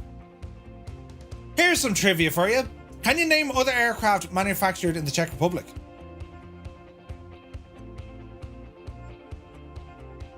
There's one on the, what's the name of that one? Pipistrel, isn't that one of them? Aren't they made out there? Technam? Rutan? Or Rutan? Zlin? Really? Zlin as well? Jesus. The low wing thing at Burr? Technam are Italian. Okay. Plus a German pilot who has the VL3 and flies in the Sim 2. Nice. Shark? That explains a lot. Rutan is USA. Maybe they're built in license or under license. I wish Skoda made planes. Yes, Boston Elf. Nisito, also a streamer and YouTuber. Nice. That's how you sell airplanes, by the way, lads. Just right. I mean, just so we're very clear on this. If you want to sell more airplanes, put a pair of glasses on. Aviator glasses. That's what I'm getting at. Don't know what you were thinking. The turbolet would also be awesome. Let Cunovice, is it? The LET-L410. That's a beautiful little plane, isn't it? But if Skoda did build planes, you spend more money on the ground fixing the aircraft. What are you talking about, Sunjammer? Look at that! Look at that! Dead sticking it in. Prop turned off. Did you see the sideways action? Jesus. The Aero Vodachodi. Right? That's nuts. I can only imagine the amount of aviation accident reports if it was Skoda. How'd you get out of that? There's a thing called a Sky Leader. They were contracted to build those. Really? Blue Eye Tom, good to see you. Yeah, I really enjoyed the alpha demo, mate. It was awesome. It was a great kind of a snapshot into what we, you know, what we will get to experience in about a month's time.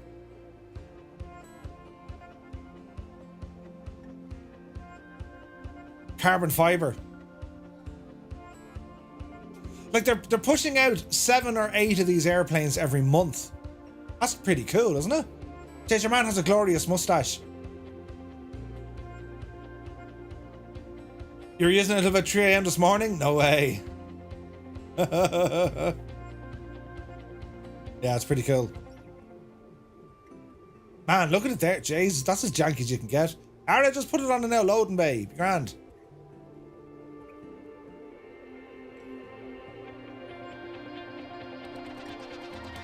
Oh, Raoul, can I show them this? I put the car in swinger, baby. Buttons have been pressed at an alarming rate. What's going on? Alison Johnson, you mad person. Jesus.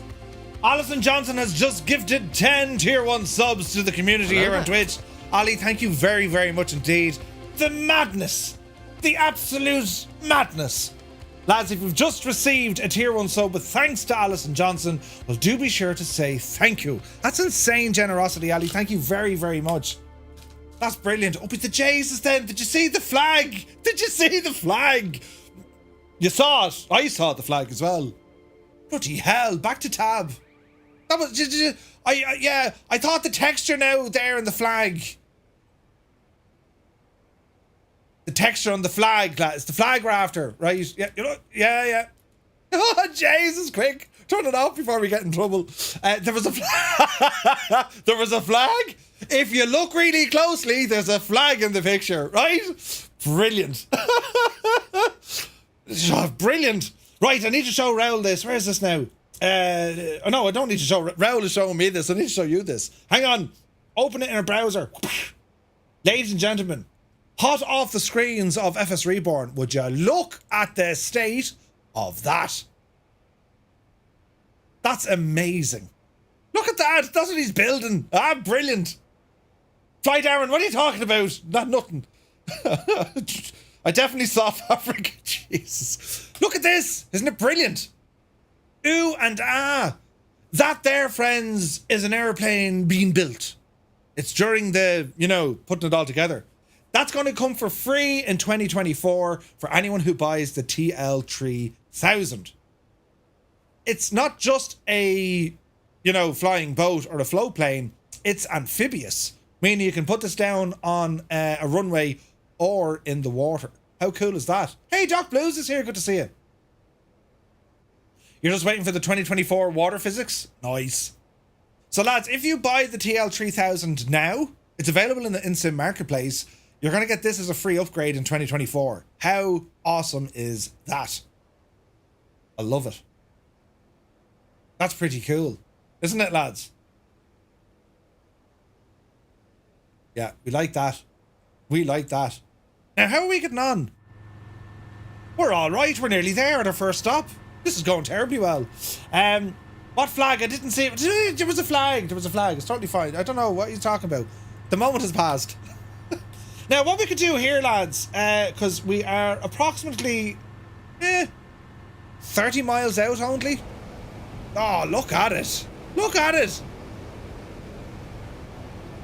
So looking at the terrain beneath us, and we're approaching Baghdad, well, we're going to start dropping some altitude, right? So if I come on up here for a moment, we're going to drop down, I would say, to about 4,000 feet, right? Bring the little gadget down. There is 4,000 feet set. And we're going to V-speed this, so VS, and we're going to go down the arrow at around 700 feet a minute on our descend. And by doing so, we need to watch the speed because the plane will start shaking, absolutely going all over the shop. So I'm going to start bringing that manifold pressure right back. Easy does it. Roughly there, I'd say. We'll hold about 100-ish knots. We'll try and maintain that. But we're now on our way down, which is great. The flag was wearing a bra. Wait, what? He saw some flags in Vegas, right? The TL3000 floater version can land both on land and water. It's crazy. It's awesome. It's awesome. So will it come with the aviator version of MSFS 2024? Dowler? No, it's a separate add-on.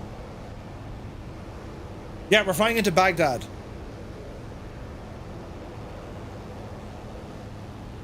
Man, look at the terrain here.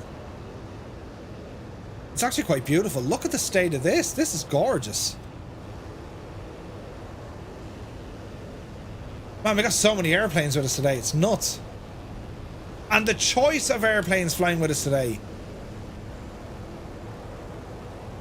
Not to mention the noise of said airplanes flying with us today. That's awesome. Kieran, good to see you. What is the mod on the bottom right? Are you using Atmos? Not using Atmos.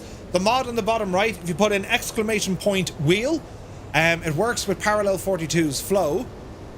And it's called the Rambog Moored Wheel. It's pretty cool, lads. It's pretty cool. Now, let me see. What's the one I'm after? No. Pardon me. Where's this one live now? Yes. We're going to go with one of these. As we do. We're going to do one of these. And then we're going to do one of them.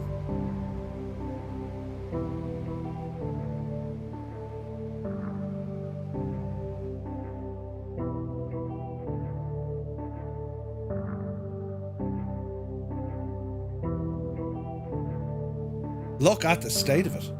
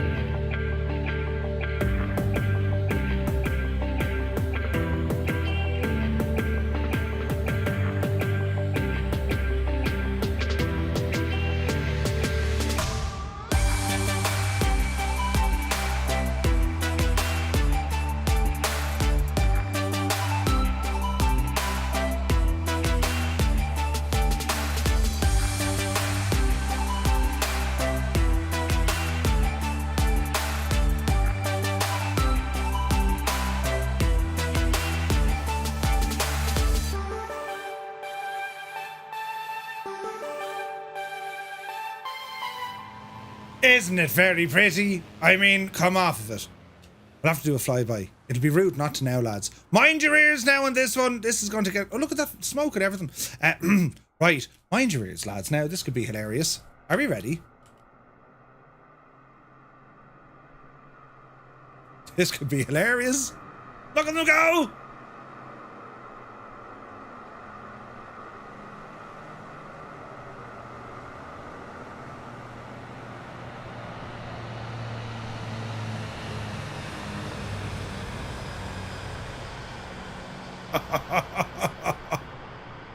Right?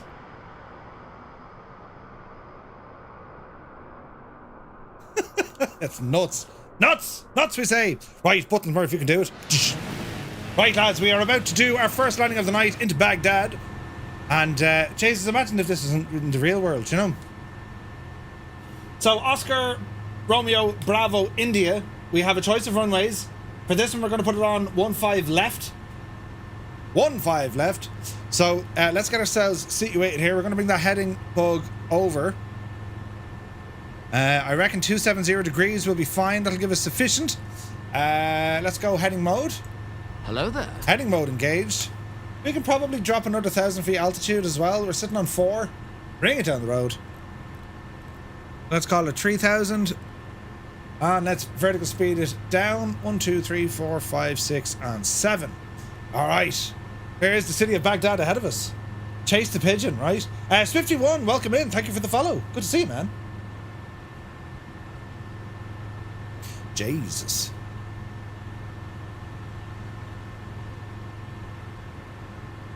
There's the airport over there.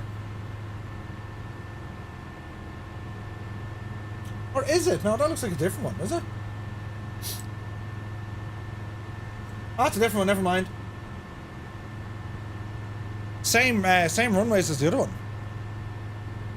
Briggsy is flying with his new shtick. And now, Briggsy, we have a look. If you're new here, lads, of course, do be sure to rumble over to our Discord. Exclamation point Discord. That's where we all hang out when we're not on a live stream. And we have an incredible community, right?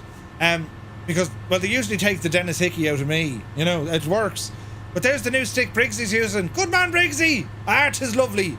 The old Trustmaster T. 16,000, I think it is. Flight Sim VR Dad, welcome in, man. Good to see you. Morphe burped. Oh, I burped! Ah, Jesus. Don't mind that at all. That's all fake. Right? Man alive, look at this. How's our speed looking? Okay, we're leveling at 3,000. Oh, Jesus, we go down even further. Call it 1,000, or call it 1,700, we say. And V speed that down about 800. And let's see what happens. Which runway? 15 left. Propacona says I used to use one of those for years. Nice. It broke after 6 months. No way. Okay, so as we're going to be coming in for a landing, quick checking our fuel tanks. We're going to go on the highest tank. That's the left-hand side. Watching our speed as we do this as well. This thing is so fuel efficient, it's frightening. It's frightening, right? I'm eyeballing the new Wing Airbus stick. It looks good, Electrox, doesn't it? Man, it looks very good.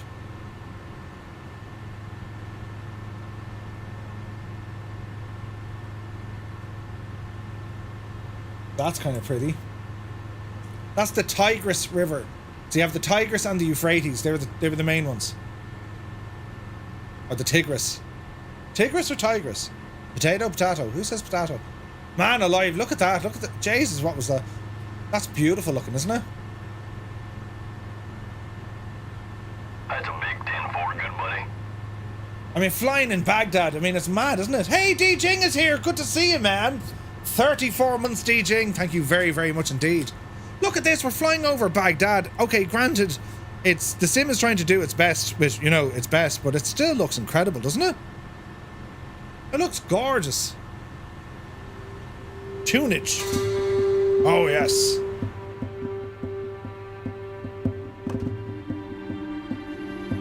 The city is massive.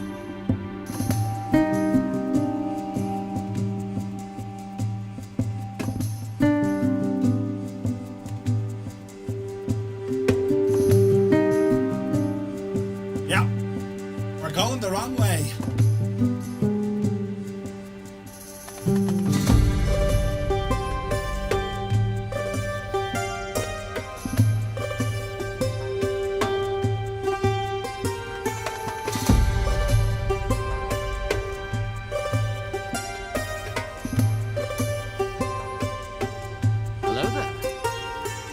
Not every day we fly into Baghdad.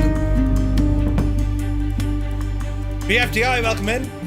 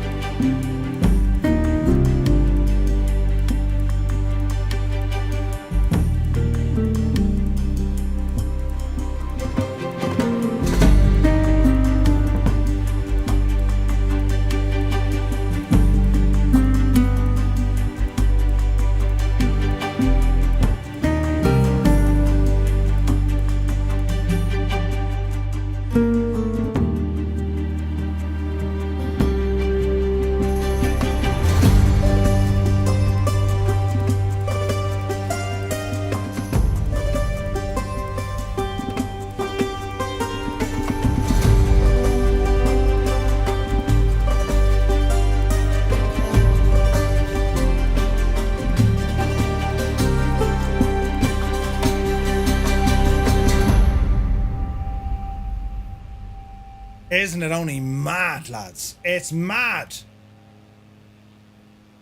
The amount of buildings. I'd say now, this place must look absolutely off the friggin' chart at night time. Wouldn't you think? It's absolutely stunning, isn't it? Jesus, lads, it's beautiful. Right, so we're going to be landing here very, very soon. Look, careful now, the big, massive friggin' aerials here. We need to watch those.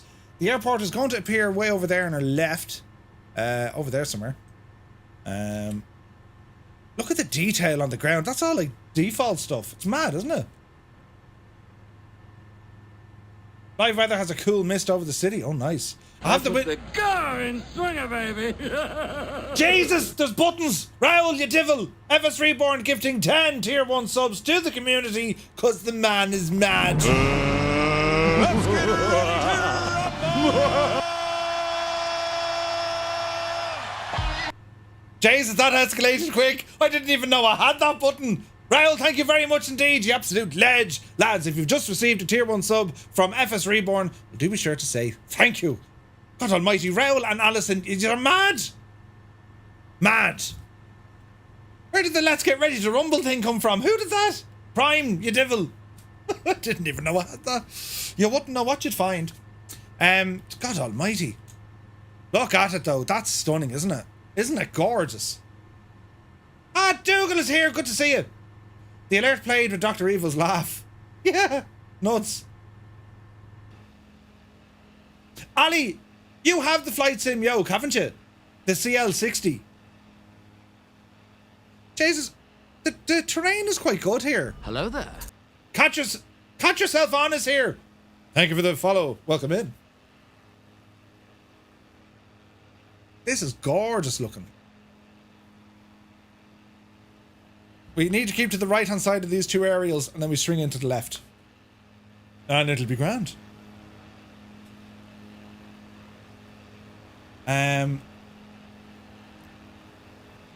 Live weather, yeah, that'd be interesting. I got shot down. Uh-oh. Maddie, be grand. Deploy the parachute.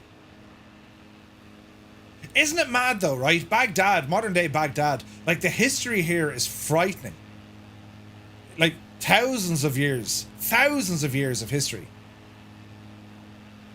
Johnny says, I was a bit disappointed with 2024. I have issues with my controller settings recognized as nothing set up by default, and I forgot the settings each time. Yeah, I wouldn't worry though, like it's so early on, as in what the build they gave us. It's very hard to kind of use it as any kind of benchmark, do you know? I had issues with the controls as well. Deploy the parachute to land. Oh, not yet. Medieval Baghdad was destroyed by Genghis Khan and his lads for the crack. Yeah, old Mongols, huh? Great bunch of lads. It's nuts. It's absolutely nuts. Thank you instead for all the support to FSReborn, me and the family all these years. Ah, Raoul, you're absolutely nuts, man. I have never met a more passionate developer in the flight sim community, and I think we can all agree. What the hell is this? One doesn't often fly to Baghdad. Then again, one doesn't often survive flying to Baghdad. Jesus, there's always one. Why is there always one? Oh. Had issues with the controllers as well. It seems to forget in settings the whole time. Yeah. Oh, we need to almost immediately turn left. This is great, Craig. Right, autopilot off. Okay, my airplane. And we shall be starting a left-hand turn. Right now. Right. I mean left. Here we go. Start your turn nice and shallow. Start putting the nose down, bringing the speed out. I gotta say, it's the satellite imagery is quite good, isn't it? Granted, it's probably one of the most photographed places on the planet, but you know what I mean? From the satellite perspective. Welcome to my secret underground lair. Welcome in. Veterans Lives Matter. It's good to see you, man. 0 issues with your Xbox controller in 2024. Nice. Okay, speed is a little bit fast. Bring it down a little bit. So our first stop of the night. How are we going on time? We are precisely halfway there. Right, we'll have to speed her on a little bit. One of the most invaded places on Earth. Yep. This aircraft hand flies so beautifully well. It's agile, it's responsive, it's beautiful. Okay, what's our approach speed here? Let's bring that power back. Bring up the prop. There's 100 knots. Want to get into the mid-70s before we can throw in some flaps. Easy does it. There's 90 knots.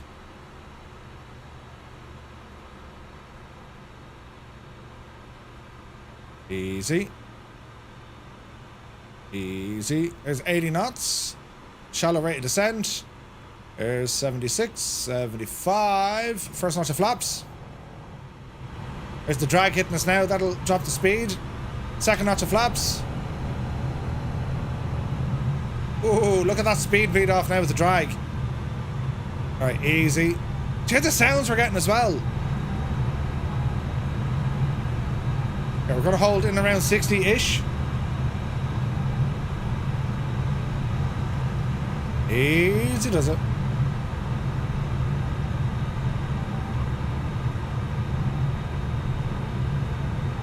It'll stall out at around like 35 knots, so we've got plenty of room here to figure out what's going to happen. Nice and slow. You're on the center line. 55 knots. Hey, good buddy. Hey, good buddy.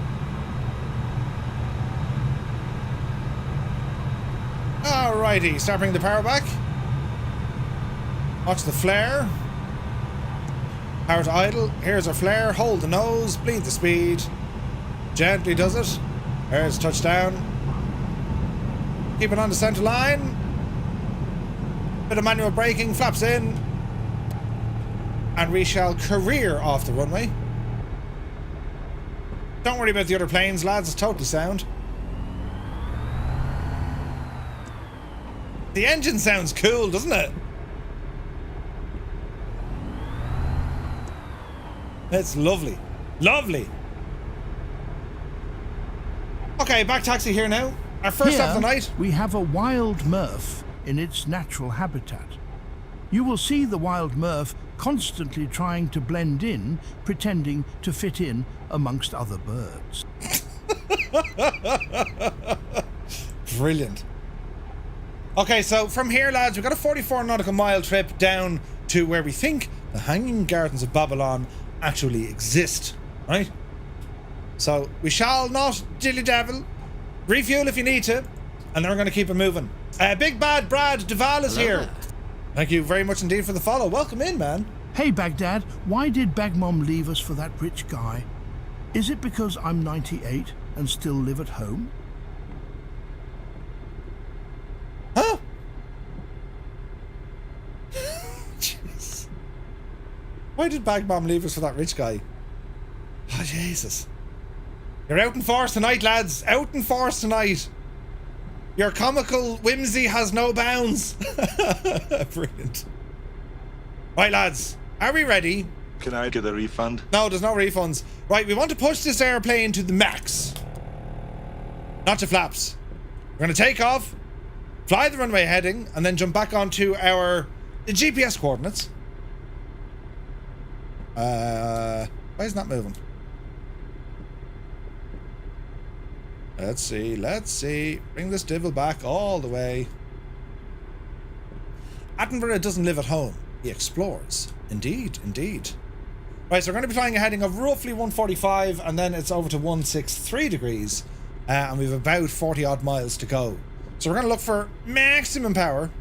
And we don't need an awful lot of altitude here. Like 2,000 feet will probably clear us. Alright. Are we ready? Time to fly. Power coming in.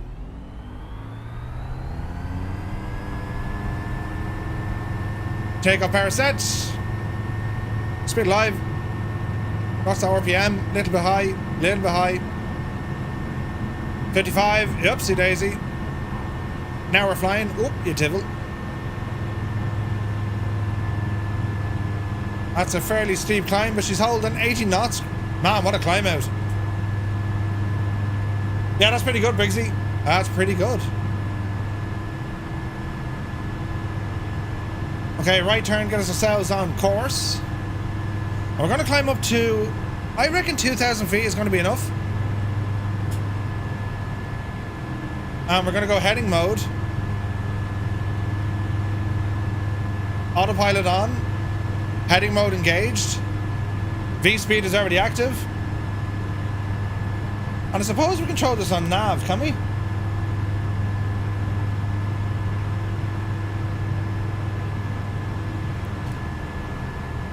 Okay, just picking up the magenta line. We're climbing fairly steep. In 2003, we came. We conquered, so that the animals may run free. Right.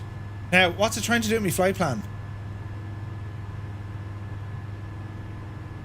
No, that's okay. She'll get there. Left turn coming in.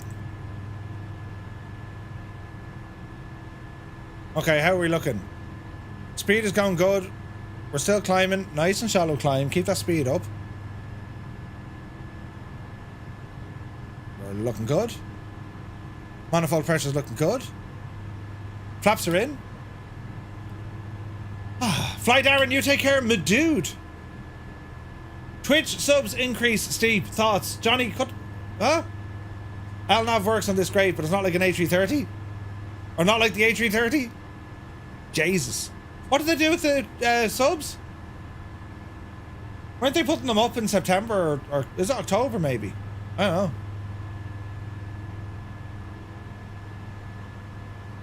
Right, we're on the way to 2,000 feet. Oh man, this time of day now, look at this. We're approaching golden hour, look. The Larry Gogan hour, oh yeah. When this baby hits 88 miles per hour, you're gonna see some serious shit. Michael, thank you for the subscribe. Shots fired. All right, 90 knots. Look at the attitude we're at. It's huge, isn't it?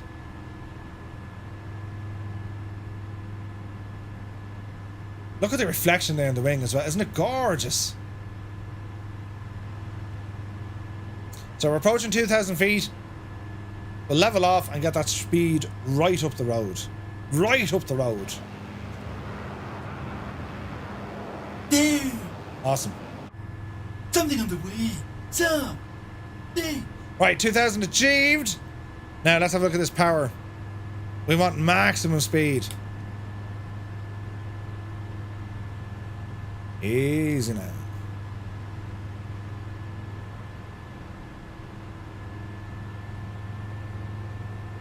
Easy.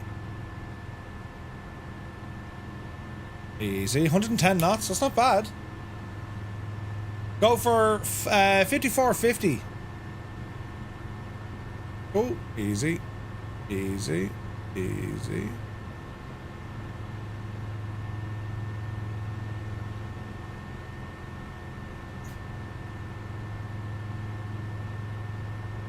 This is so funny because I actually have a little D-dent on my throttle right at the sweet spot. 54.25. That's all we're getting. Dreamy, sleepy, nighty, snoozy, snooze. You should hit around 120. Brian, thank you for turning off all my lights. Right. We're on the way. 40 miles out. Right, lads. We need to figure out who's still here. So again, we'll do a count. If you're on the Xbox, press 1. PC, press 2. And if you're here in sheer excitement of whatever's going to happen next, well, you press number 3. Yeah, baby.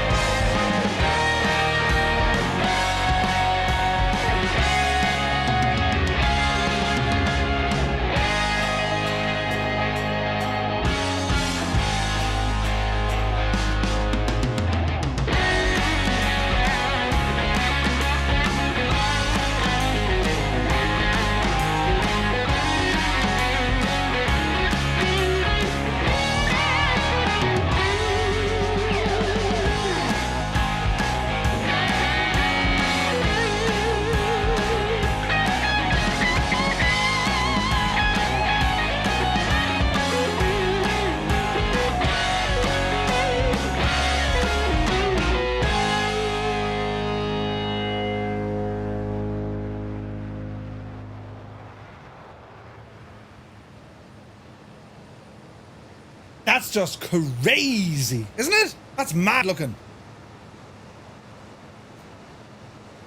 That freaking Typhoon is just like bananas. What is he actually doing? Nobody knows, lads. Nobody knows. Right. Back into our plane. Let's see what happens. Dowler, good to see you. Has anyone ever bought off CD Keys? Just wondering, is it a legit site? If you go to Yeah, baby. Jesus.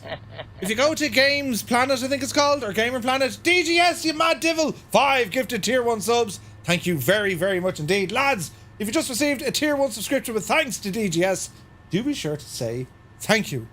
That's insane. Insane support tonight. Thank you all so very, very much indeed. The Omen says, yeah, you've bought from there before. No issues. CD keys are legit. Nice. 40 on the PC, 2 on console. Nice. There's there's another one, Games Planet or something. Is it Games Planet? Yeah, Games Planet. We'll see what the crack is with them over the coming days. Okay, 16 minutes out, 30 miles. This is nice. So lads, what do we think of the airplane? Isn't it pretty? Like, aren't we really spoiled now when it comes to general aviation? There's some absolutely incredible aircraft here. This is the third release from FSReborn. And I expect to see lots and lots and lots more. Look at me fancy seats, look. I mean, oh yeah. Look at the texture work on the seats. Yes.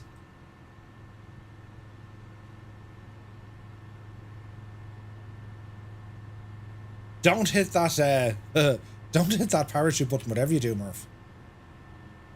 Very pretty though, isn't it? The aircraft appears amazing. Yeah, it's gorgeous. The next is going to be the Phenom, then a CJ3 as well. Oh, nice. The Omen says, are you able to port these aircraft into the new game? Yes. But not only that, FSReborn are going to update this to a 2024 standard aircraft. You know? I can only imagine. Yeah, that 727, Scott. Jeez. It's going to be nuts, isn't it? This is a solid airplane. I think anyone in the market for a nice GA, you're going to be mad not to get something like this. And it's giving you, as I said, all that extra stuff that we've come to love, you know, from the Sting and also the M500. Realism settings that you can go absolutely bananas on. Maintenance mode, so the plane is giving you, there's consequence if you get it wrong. You know what I mean?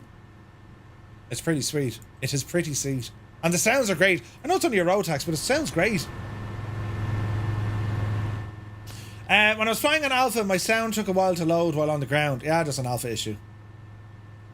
Just an, like, with that Alpha, lads, you know, anything that, like, okay, a little bit of worry starts coming in because you're thinking to yourself, Jesus, you know, is this going to be this, are we going to have this problem? You know? But they would have got a lot of feedback from everyone who streamed it. I mean, they would have got feedback. I've given the feedback, you know? The router just bought it. Nice. You're not going to be disappointed. This is a great plane. And like the livery I'm using, is there 10 liveries now, I think? There's a good few liveries. It has a dynamic tail number, so you can put in your own tail number.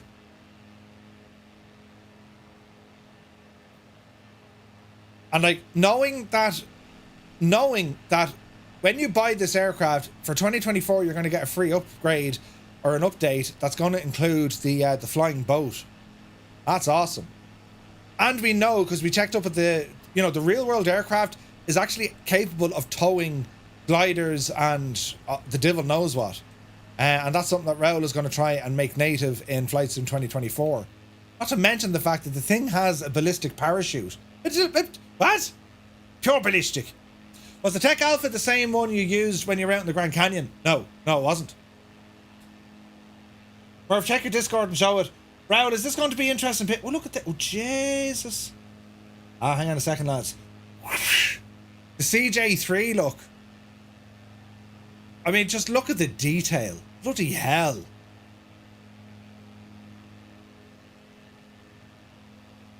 I love seeing early work done on aircraft. It's nuts, isn't it? Wait, Raoul, did you announce this plane already?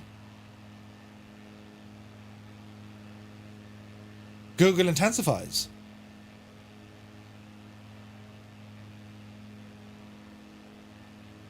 Did you? I mean, are you sure?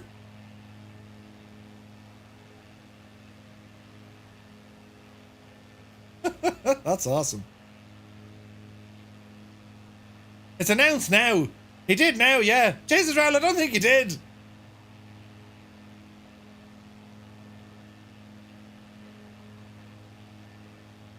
This isn't the 727. This is the... That's not 727. Oh my lord, are you telling me we can put in like friggin' stuff? It's coming with 2 wingtip versions. That's nuts. Raoul, that's the CJ3. That's a Cessna business jet. Did you say you were doing one of those? I mean, surely he said he was doing one of those. That's what one of these looked like in the real world. Can we get some oohs and ahs? Look at the state of it. Jesus. Raul just broke his own NDA. Ah, Jesus. That's a pretty old jet. That kind of... Doesn't it sound like a vacuum? Am I right in saying that?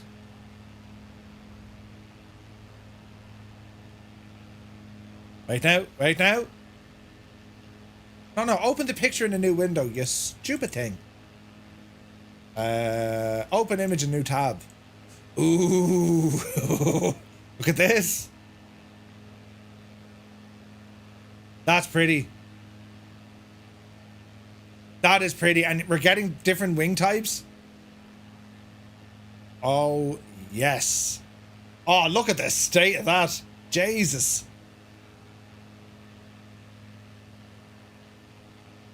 That's gorgeous. Yeah, CJ3. Yeah. It's like a baby citation. It's one up from the citation Mustang, I think, isn't it? Rail broke his own NDA. I love that. I love it. That's beautiful looking, isn't it? With the T Barnax. Is that right? Ooh, look at this. Look at it. And look at the state of that.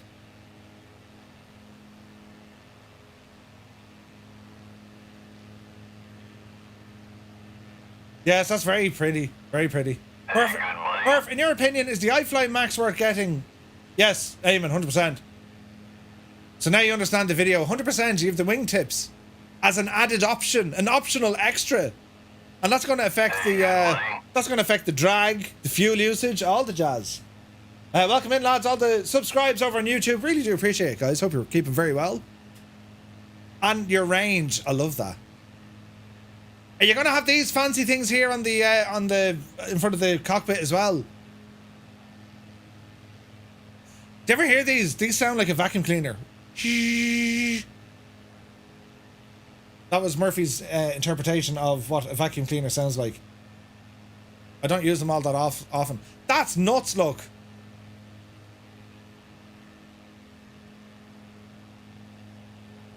That is beautiful, isn't it? So that's what Raul was working on, lads. Absolute mad lad.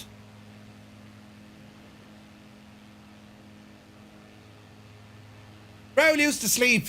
Well, he was aware of something called sleep back in the day.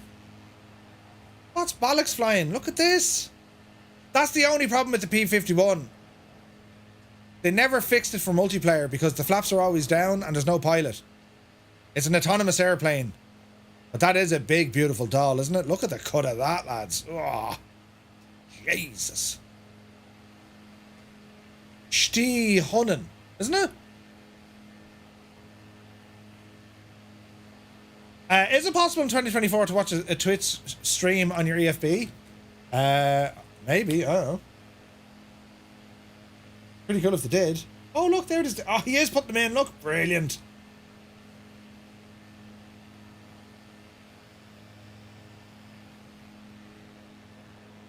Raul, I have to ask, what are they for?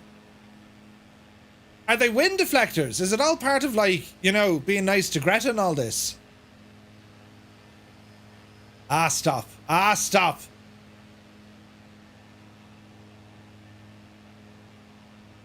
Ah, look at the details of this, lads. That's incredible, dude. Jesus.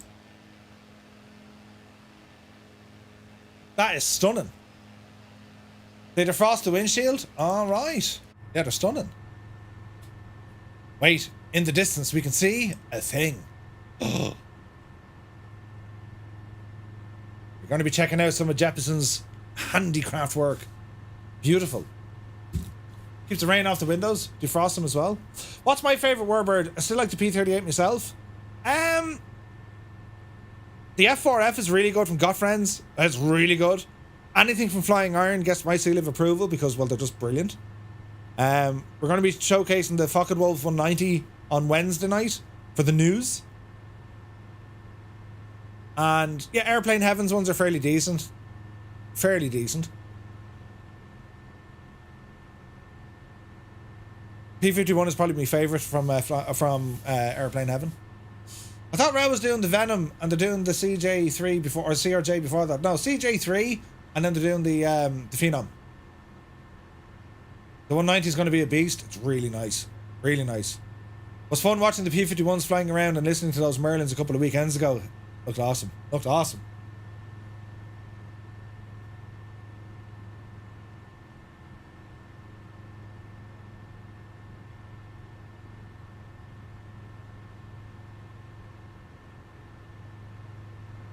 Yeah, no, that's okay. Briggsy, a lot of the scenery that you saw in the Tech Alpha is 2020 scenery. An awful lot of it. They didn't put in a lot of the new stuff. Spitfires are awesome. Spitfire is just deadly. Right, so we're 5 minutes out. Now, we can land at this site. The Hanging Gardens of Babylon. This is going to be sweet. Look at this with the time of day and everything. It's stunning. Is Flight Replica still going? Yeah, they're still there. I think they moved everything onto the inside marketplace, Dowler. I think. Right, you'll parachute it in.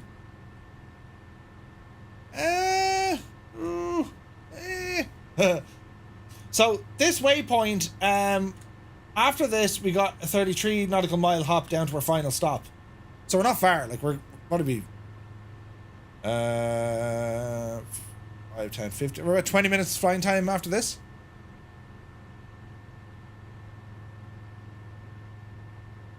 How are we going on fuel? So we need now to go back over to the right tank, I would say. Back to the right tank. We're burning considerably more fuel, look. 7 gallons as opposed to 5. But we're fairly hooning it. Ooh, this is going to be sweet. The Merlin is also good. The Merlin engine? Yes. Well, they put the Merlin in the P-51 as well. You know? I'm still mad to get the Lancaster. Hasn't happened yet. Jesus, look at that. I'm just mad to get the Beach Model 18. That's beautiful as well. That's a Carinado plate. It's gorgeous. Who's flying that now? Is that a Wild Wombat, is it? Jesus, Murph Handy. Who's flying that machine? It's great, Joey. Nice. So many different planes with us. The Cessna 182 retractable gear. I like that plane as well. Awesome flying, Ballocks. Muse fan is in the Sky Van.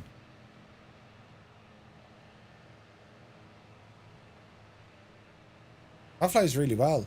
Rafa below us is in the Huey, is it? Yep.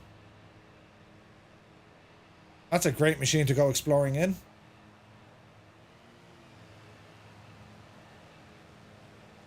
Look at that, though. Isn't that stunning? Look at the state of that plane. Isn't it only gorgeous, lads? You forgot you had the Sky Van? The Belfast Concorde. Now you got it. That's the one. Okay, we are getting very close here, friends. Very close. I'm going to clear the way for you. Thank you, Medic Aviation. Clear the way. Okay, we're getting close. We can probably drop a bit of altitude here as well. Let me see. We're at 2,000. Drop her down. Call it 1,000 feet. Vertical speed. Drop the nose. That'll bring our speed up a little bit. Let's see the aircraft react to extreme speeds. You had to mix oil with your avgas for this chainsaw with wings? Oh dear. Delivery is nice. Yeah, it comes with a number of different liveries. I like this one only because it's loud, isn't it? I mean, it's quite punchy. It's nice. Oh, look at that.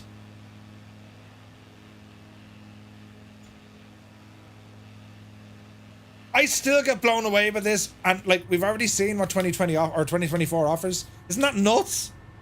That's just going to be a state of like, I probably won't be able to speak when we're flying in their streams with 2024. I'll no longer be able to say, look at the state of that. It'll be just a case of going, do you know, that's how good it's going to look. Yara, I'll say it. I'm in a glass case of emotion. I was looking to see Concorde up and close at RAF at St. Morgan. Oh, nice. The Omen, she did, yeah. I had to go shopping immediately after the stream. I cried myself to sleep. I went to bed at like 4 o'clock. Murph gobsmack quiet. Yeah, that'll never happen. What do you mean that'll never happen? Sure, I'm quiet all the time. What are you talking about? Those in choppers can have the added challenge of landing in the upper plaza square of the Hanging Gardens. Ah, get out of town, Jefferson. Get out of town. Right, friends, what we're going to do here, autopilot off. We're going to take it in for a gentle landing. Something we won't be able to do in Flight Sim 2024 because, well, let's face it, the ground is going to be quite rough, right? Right, gently does it now. We're going to put this machine down safely. I might have to bring the time of day back a smidgen. That'll do. And we have a little location just over here. Does 2024 make the Mrs. Kitchen? Colonel Forks, don't mention the kitchen. Jesus. Look at the state of this. Beautiful. Noel K. Noel, you won something on Discord. Will you drop us a DM so I can sort it for you? Easy. Easy. Okay, there's a touch. Oh, Jesus, don't break the plane. Don't break the plane. Don't break the plane. Mind the bush! Ooh! Easy. Easy. Easy. Right. Well, we're alive. Right. Leave her off here now for a second. And the battery, right? Shh. Switch now. Switched. Right. We have landed safely. Sorta. Sorta. Yes.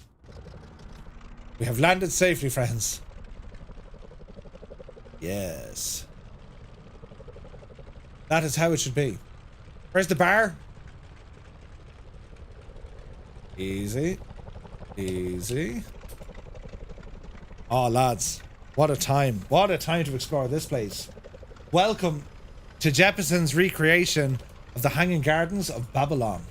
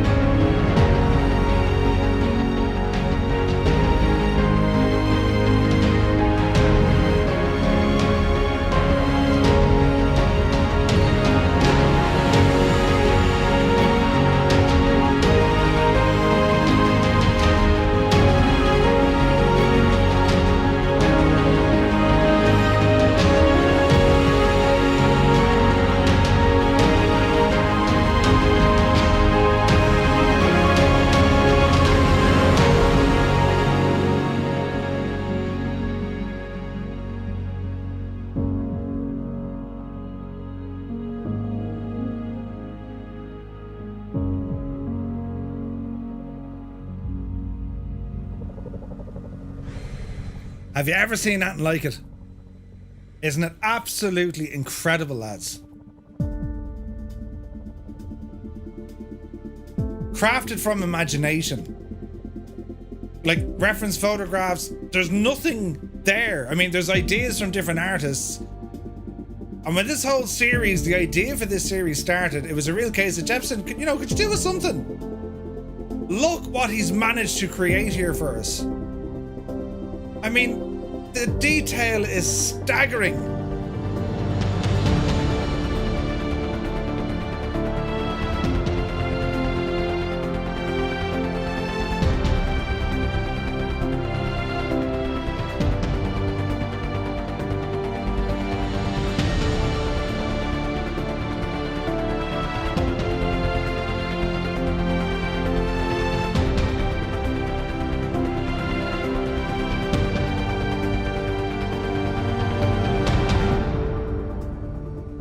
Yeah, Jepson's in the chat. The man, myth, and legend himself. Like, what a gift to the flight sim community. This is all for free, lads. It's all for free. Created by Jepson to explore just stuff that isn't there anymore.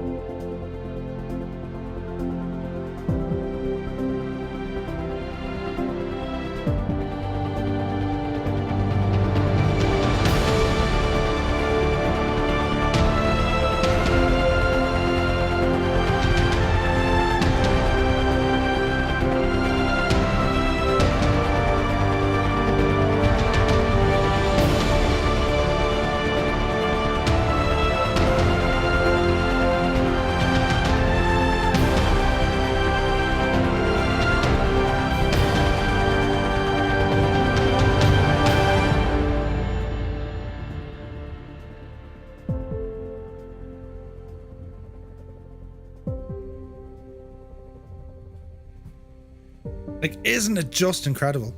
The man is an absolute legend. It's gorgeous.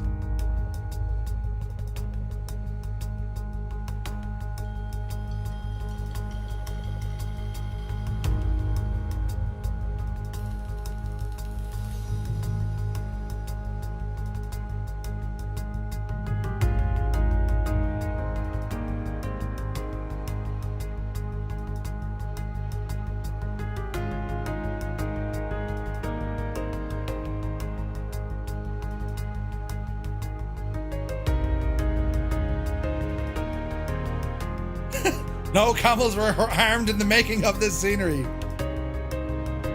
Man alive, isn't it something else?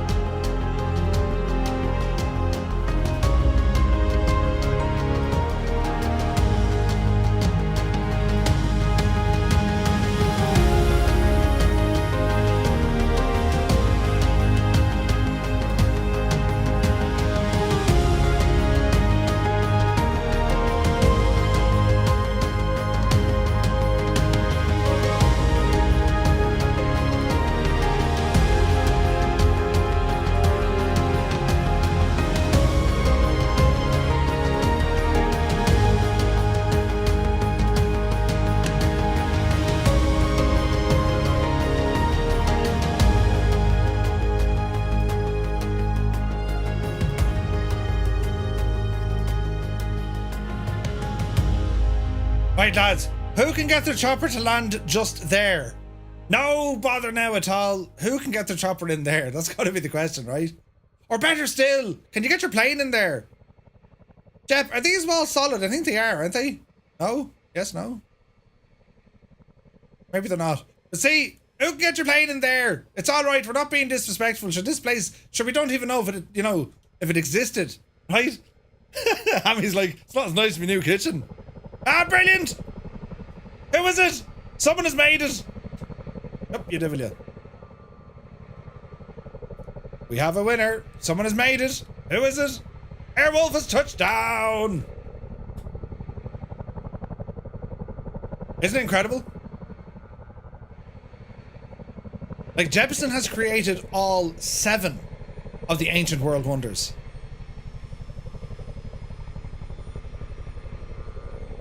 All 7 of them. Uh-oh, there's a Chinook coming in. You can do it! Go on, you devil, you be grand! Are you even going to fit in there now? Let's be honest. Oh, Jesus. Yep. This looks totally fine.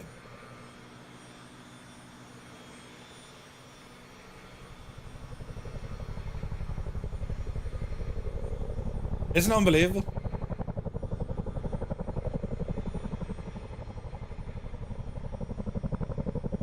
And like the detail, right? Oh Jesus, he's going in. He's going it. He's doing it. No, no, abort, abort. Lads, can we get some Jeppesen emotes into the chat there for the man, myth, and legend? What an incredible job he's done. Did you find it a tad bit inappropriate when you saw the butt crack? Oh, that was at Wayne's World, look. Ah, Jesus. Put on some trousers, will you, for God's sake. Let's get ready to rumble! Absolutely incredible, isn't it? I mean, look, the detail is staggering. This is a flight simulator, lads. It's a flight sim. Like, it's just off the friggin' chart what he's managed to do here.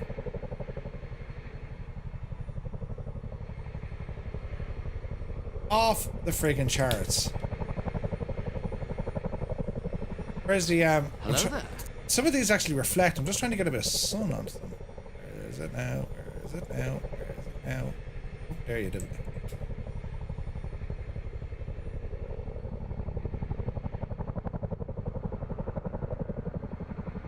Isn't it class?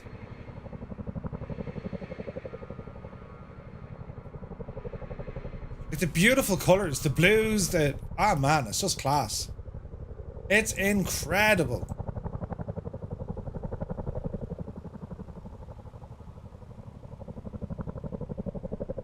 And like, you just wouldn't ordinarily be able to explore anything like this. Sure you wouldn't.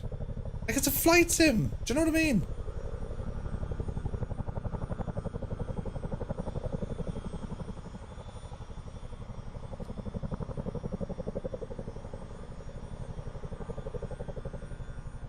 All the trees, everything's handcrafted here. It's incredible.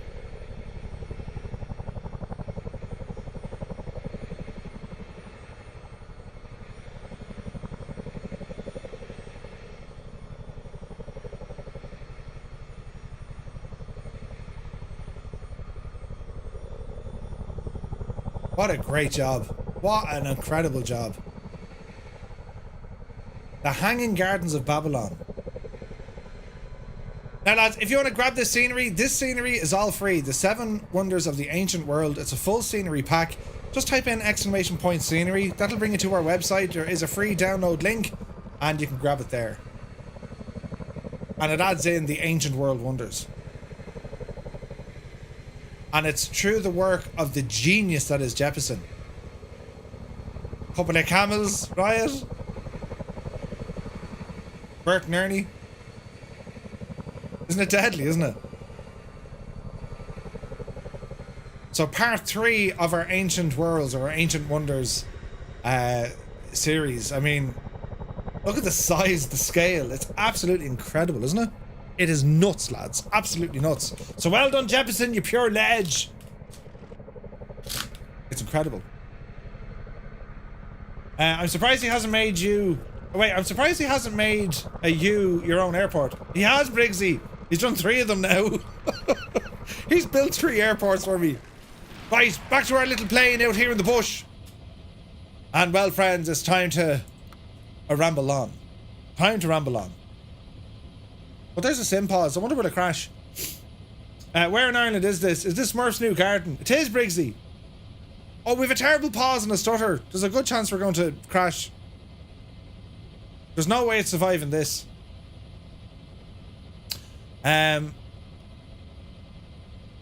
Yeah, Iraq. Nuts, isn't it? Absolutely nuts. There's no way it's coming back from this. This is like a terribly long stall. Will it recover, lads? That is the question. Will the thing actually recover? Or is it going to just be in a state of uh-oh? A sim crash. What's going to happen? Pause system test. Okay. It's alive! It lives! Ah, brilliant! TOS system test, okay. That's just great news, Jemima. And,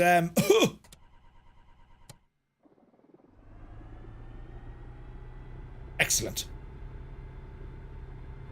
Granted, it disappeared multiplayer for a moment, but then they came back. Oh, Jesus, look at that. Beautiful. Now, did I cause any, you know, harm to this machine? We're okay everywhere. Brilliant. We'll have the engine on, so I'm not going to worry about that. Right, it's grand. Shh, it's fine. Right, we head down to our final destination of tonight. Let's get moving. Now, where can I take off from without, you know, dying? Because you won't be able to do this sort of crack in 2024, I can assure you.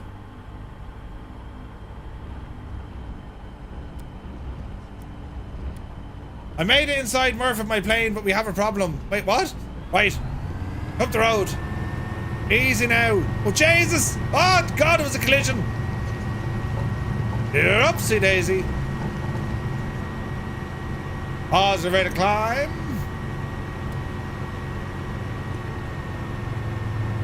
Easy.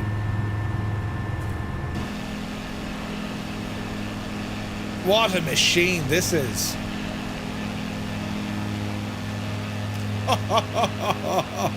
Look at that. Now, lads, what we need to do, right? What we need to do, let me see, altitude set 1,000. Actually, Jesus. we'll set 1,500.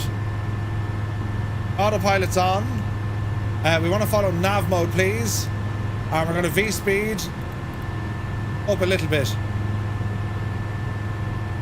Now, what we want to do is change the time of day. So we were in and around kind of the 5 o'clock-ish. Let's go for 5:15, lads. That's what we're doing. Is there lights in here, Raoul? There is. There isn't. There isn't.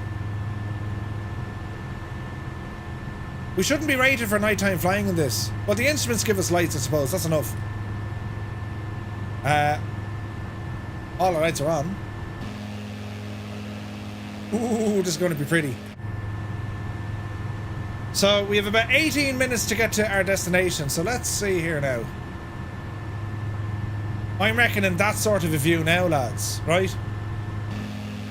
Look at the absolute state of this. This is freaking gorgeous. Jesus. Jesus is right, isn't it? Absolutely gorgeous.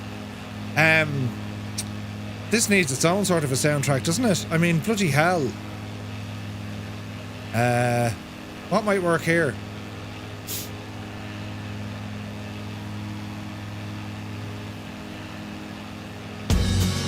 That'll work here. Smikes, good to see you, my dude. Look at the view.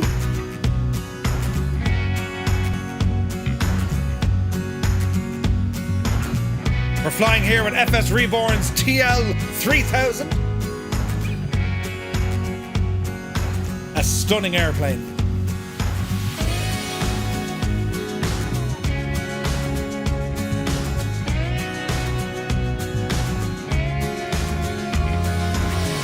We're flying along with the Fireflies. Look at the amount of them. Wait till you see it, look. Man, look at those lights behind us. Hello, Fireflies.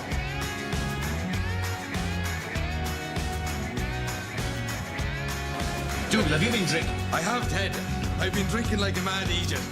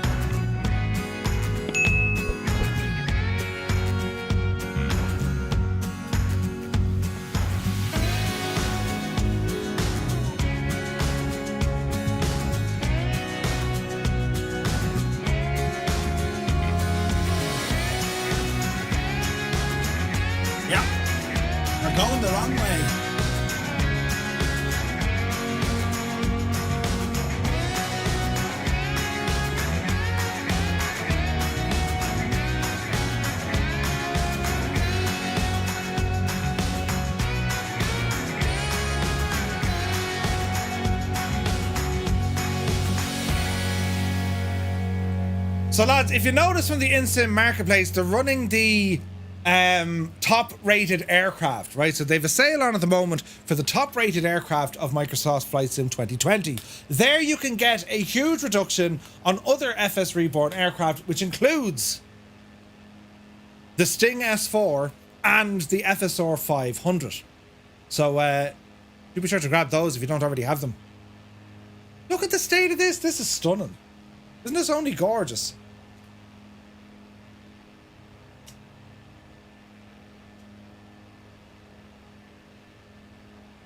Yeah, freeware in the marketplace. I think they're going to have that change for next year, though. I think. I hope. We all hope. Man, look at this sky. Look at that sunset. Jesus. Isn't that something else? Isn't that gorgeous?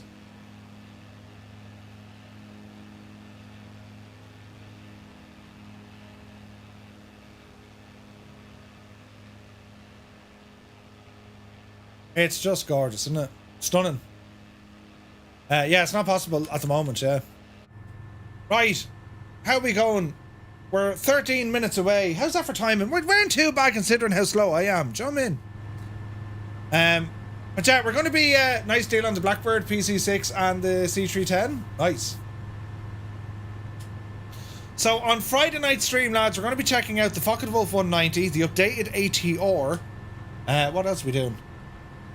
It's busy on Friday.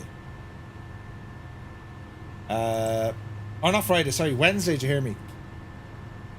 Flying Irons FW 190. The new Turbo Islander, the Turbine Islander from Black Box Simulations. The ATR update. And we're going to be chatting to Echo 19. All about the recordingness, brilliance that he's put into the new aircraft. Ian, good to see you. 'Tis yourself. Welcome in, lads. Hope you're all keeping very well.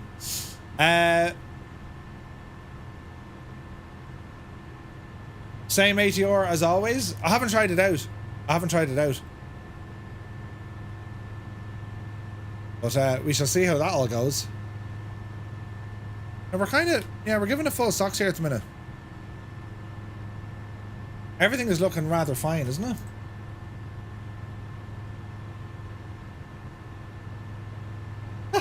Brilliant.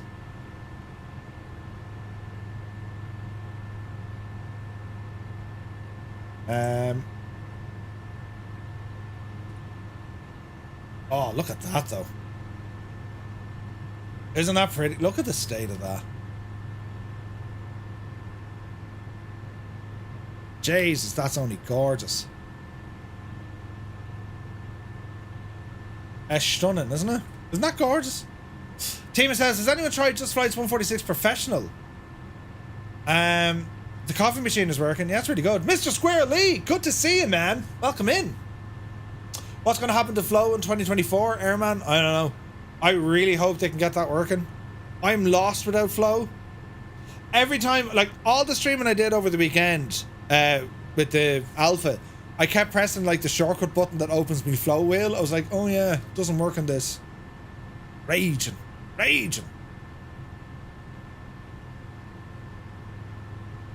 That's pretty nice now.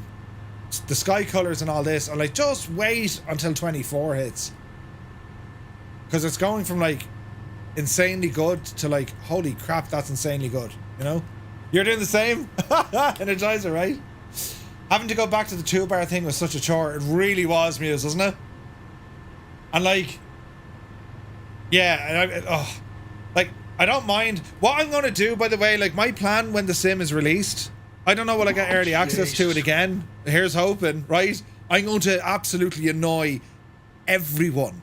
Please, can I have it, please? Hello, pick me. You know, right? But on the day of release, which will be November 19th, what I will be doing, I'll be going through a full setup for that stream. As in, getting all our controls set up, all of them, getting all the camera views set up, all of them, and just going through a couple of bits and bobs when it comes to some of our NVIDIA settings, your PC settings, game mode, all this kind of jazz, you know? Yeah, baby. Jesus! Yeah. All the jazz that we do. DGS, the absolute mad lad, another 5. tier 1 subs to the community. Thank you very, very much indeed. DGS, the absolute legend. Lads, if you got another tier 1 sub from DGS, do be sure to say thank you. That's an insane amount of subs tonight, lads. Thank you very, very much indeed. And bloody hell. Bloody hell. If flow is working, yes, Zybok will 100% work on flow. What my plan is, it's the first stream we do, we'll do some flying as well, of course we will, but this is purely about getting all our controls set up. The essential install the gadget, yeah? So, and we'll help each other out, because it depends on the time of the day, right?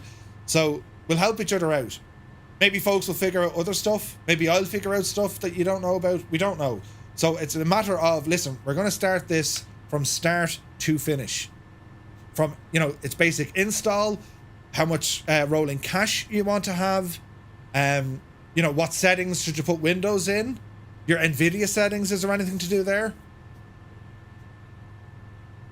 Controller profiles, all that sort of stuff. Everyone has different profiles. All the buttons I have, like, it's gas, but like every button I have mapped, it's a direct mirror of what I've used in X-Plane. Because I started off at X-Plane. I didn't start off at X-Plane, but like I really got into X-Plane. And I went from like X-Plane 10. You know, 60% of the time it works. Every time. Every time. I went from X-Plane 10 to X-Plane 11, and then Microsoft Flight Sim came out. So I was very comfortable with X-Plane. And then I pushed into Microsoft, and I was able to get all my controls that I was used to in X-Plane straight onto Microsoft Flight Simulator, and I haven't changed them ever since. So I know where all my buttons are, like it's my views. And you might say to yourself, right, a simple little thing, right? So you know the way you can save a custom camera view? I press buttons and I can load in these custom camera views, right? Well, here's the thing. If you also save the custom camera view to a button on your joystick, so my default camera view is set to 0 on my numpad, right? So if at any moment's notice, if I need to jump back into this view here, that's saved as 0 on my numpad. But let's say, for example, I'm outside the aircraft. Well, rather than having to worry about where I'm going, I also have the same command mapped to a button on my joystick, which is actually the trigger. So I know no matter what, if I need to get back into the plane quickly, I hit my trigger. Small little things like that really help. You know what I mean? And then the drone camera, you know, I'd like to think I'm kind of half handy with the drone camera. I'll go through all of that with you as well. Oh, brilliant. Nightsep has put a link in the add-ons channel on our Discord. It's a utility that lets you print out all of your control settings. It's pretty good. In the controls, there was like 2024 bindings and 2020 bindings. Yeah, so even in the tech alpha, there were some default 2020 bindings, but they're not yours. They're like the default ones. To be honest, lads, I wouldn't bother with those unless you're using default bindings. You know what I mean? I'm more than happy to share my control profiles. Now, it's based on the hardware that I use, but certainly for like the keyboard, the mouse, and the Xbox controller, I can share all of those in the new sim. And then everyone's going to be using mine, which may or may not be good. Everyone has their own controls, right? But I also know that some hardware developers are able to give control sets now with their add-ons. Because maybe it's just a better way of using them. Nightsep, that's awesome. I'm doing, so I'm going from doing keybinds all day in October with me new HOTAS to doing keybinds all November with the new sim. Yeah. DGS, yeah, SPAD was working for the most part. And again, look it, lads, it's going to take probably an hour. It's going to take 1 hour of your time, because what we're going to do, we're going to set up what we're going to call our default controls. And we'll save them as a profile, and we'll call them default. Then, for any aircraft you get, you can load in default, just assign the profile to say, right, default works on everything. And then you can go into each aircraft and start with your default profile, and then you can add in the extra stuff that are specific to that aircraft type, or even that particular airplane. So for example, if we have default controls, right, and we're flying small general aviation aircraft, Well, let's say, for example, then we want to use a twin engine. Well, we're going to load in our default GA, and then we're going to add more controls for a twin, and then we can just save that as a twin.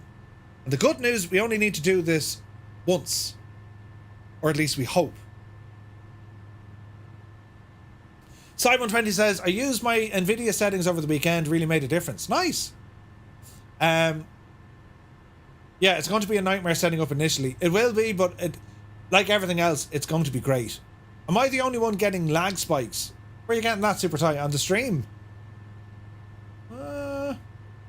I've nothing dropped on this side. So good, so SPAD may be obsolete.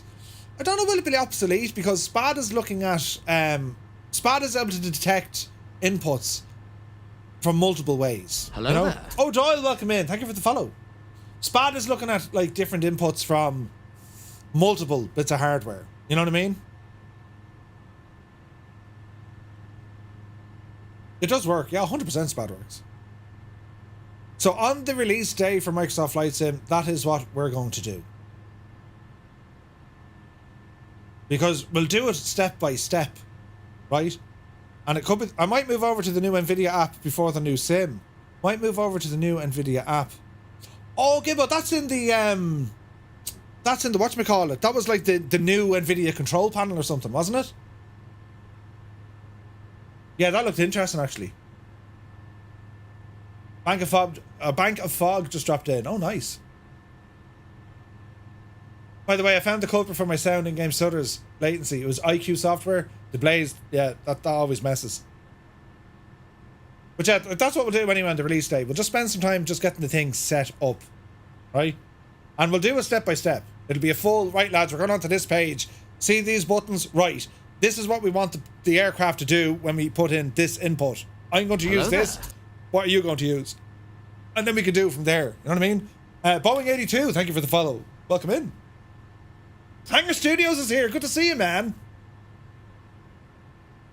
Yeah, we'll need to spend a bit of time, but we'll have to do it, you know? Boeing says, Murph, I love your videos. I've always wanted someone with your accent to call me a good man. Boeing 82, you're a good man. Ah, jeez, he's a great man. Good man, Boeing 82. Mr. Squarely says, Murph, what do you think about doing 100 gig cache in 2024? I don't think you're going to need something that big just yet. I reckon 30 is going to be fine. You know? I reckon 30, maybe 60. 100 is going to be a lot. It depends on your internet connection. The faster your internet, the smaller the cache. The faster your internet, the smaller the cache. Right? The slower the internet, the faster the slower the internet, the bigger your cache. That's kind of be the balance. But until we actually see it, until we really get a feel for it, we don't really know. You know, we don't really know.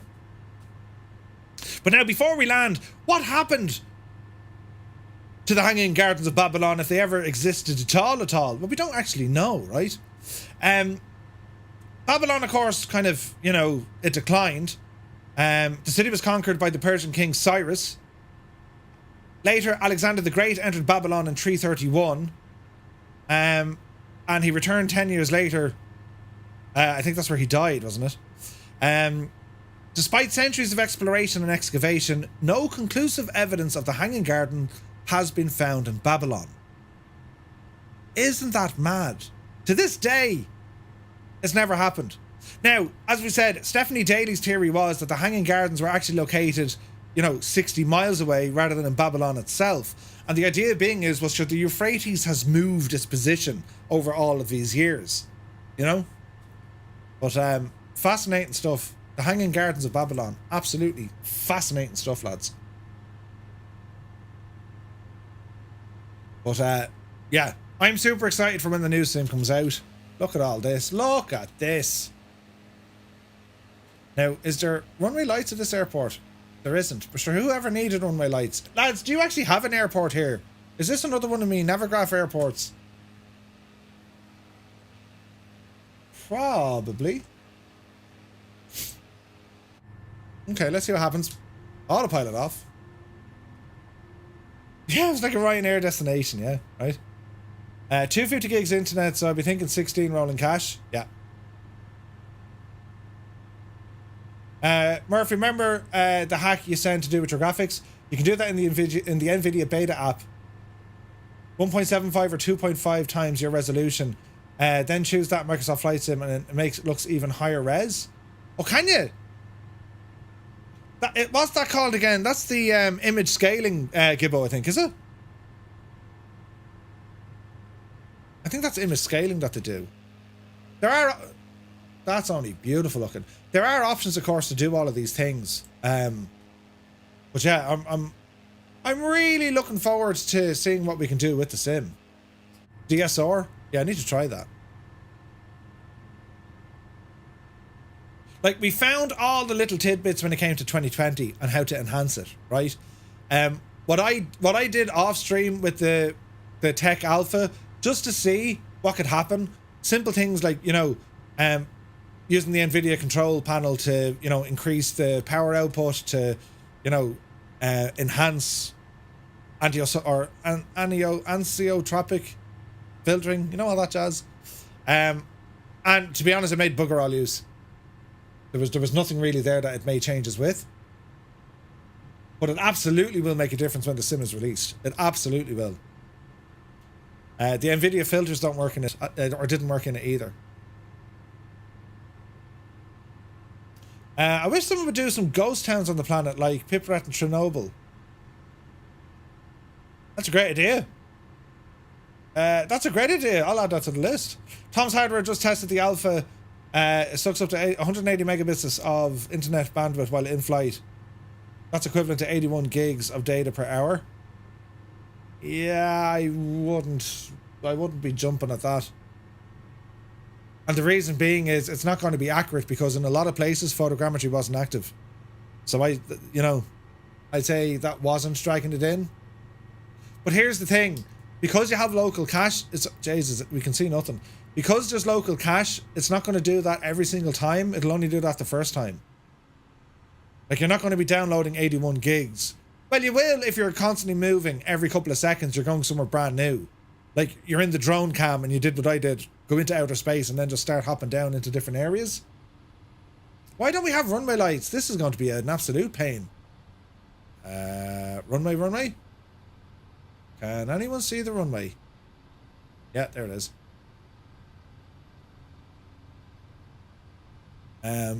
Like, look, no doubt it's going to be interesting. But as I said, like, we'll have it well sussed out. The first day we stream this with everyone, because that's my plan. When the sim releases, we're going to do just a step-by-step tutorial.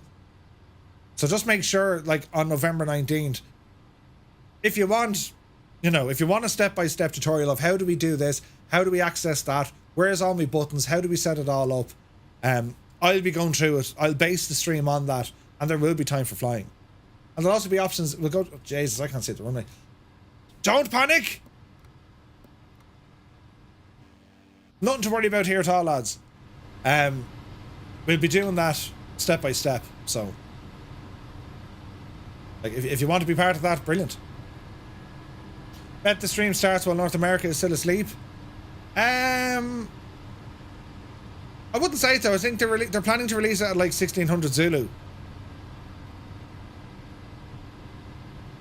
I think. Don't worry, lads. There'll be loads of... I'll put out loads of alerts and all that. And I'll do out a bit of a structure. And because we dual stream, we're on YouTube and Twitch, you have the option of just going back. And then we can put like key markers in it as well. The objective of that stream is to make sure everyone is up and running and, you know, they've completely made the crossover to the new sim.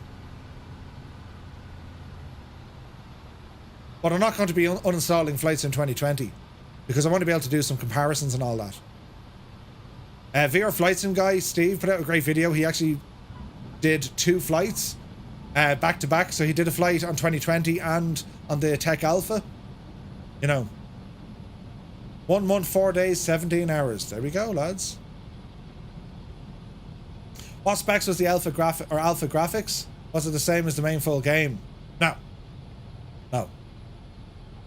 There was a lot of stuff turned off. And here's the thing, right? People were saying, you know, the performance wasn't this and the performance wasn't that. Frame gen wasn't working. Frame gen didn't work at all. And neither did the dynamic loader gadget, which is like the frame rate dynamic thing. That wasn't working either. Despite what some people are thinking, it wasn't actually working. And if it was, it wasn't working right. It's so dark I can't see a thing. There we go. There's the moon. Beautiful. Yeah, this runway probably doesn't exist. Or if it does, it's like closed. Beautiful. Yaki boots. This is a great little plane. Love the sounds of it, listen.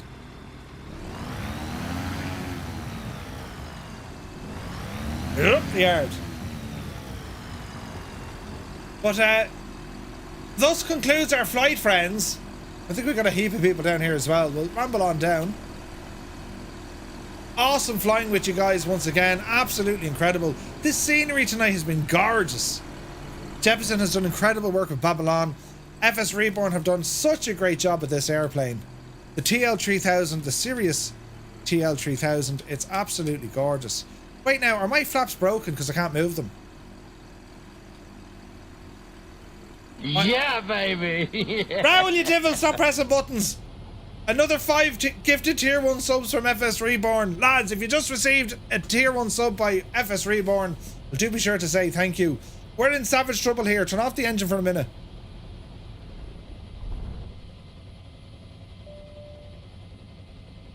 Maintenance. Status. There's something gone terribly wrong. Everything's okay here. That's all okay there. Maintenance. Flaps. Flap motor. It's damaged. I broke the flaps because I'd oh no! They're broken. Perform the maintenance. Now they're working. How many wheels? 73%. Yeah, baby. Jesus. DGS with another 5 gifted tier 1. So, lads, will you behave yourselves? DGS, thank you very, very much indeed. FSReborn, thank you very much indeed. Ah, brilliant. God almighty, another 10 subs into the channel, lads. Thank you very, very much indeed. Insane generosity. Bananas. Yeah, I broke things left, right, and centre. It's totally fine. How's me Houston, battery? we have a problem. Jesus. Second hype train of the night. Are you right in the head? Take control of your lives. Oh, we forgot to do the parachute. Hang on. Hang on. I need to fix this immediately. How did I forget such a thing? Right. It's totally fine, lads. We're going to take off and then deploy the chute. There's everyone there, look. Ah, they're looking brilliant. How are you, lads? Ah, brilliant. Ah, Jesus, lads, you're brilliant. All turned out in their Sunday best, huh? Brilliant. Inquire Mind, thank you for the gifted sub. That's incredibly sad. Lads, thank you very, very much indeed. Big Aegis. Who are you calling an agent? Bloody hell. Second hype train of the night. He's a nuts. Level 3. Holy balls. Thank Dreamy, you. sleepy, nighty, snoozy, snooze. Thank you all so very much indeed. You're very kind. Right, friends, what we're going to do here is some science. Up the hill now. Yes. Uh-oh. Don't stall. Don't stall. Don't stall. Don't. It's stalling. It's stalling. No. Head back towards the airport. Make this really good now. Hang on.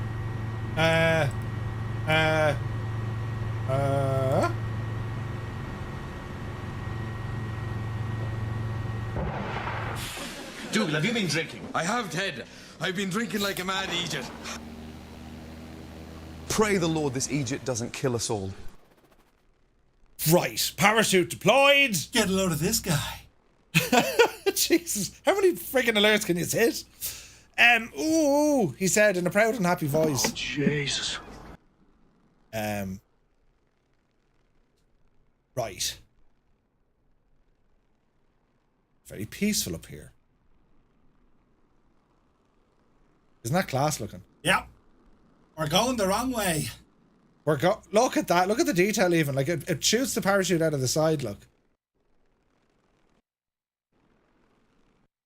Uh-oh.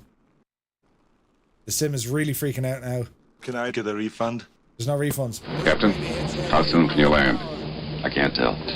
You can tell me I'm a doctor. No, I mean I'm just not sure. Or can't you take a guess? Well, not for another 2 hours. You can't take a guess for another 2 hours? I don't actually know what's happening. My sim is having a terrible time now because it keeps freezing. It's probably going to sim crash. No idea why this is happening. The cap system works. It works actually really, really well. But it's freaking out. I mean, there we are there. Jesus. But yeah, I think the sim is upsetting itself. I have that weird pausing bug thingy.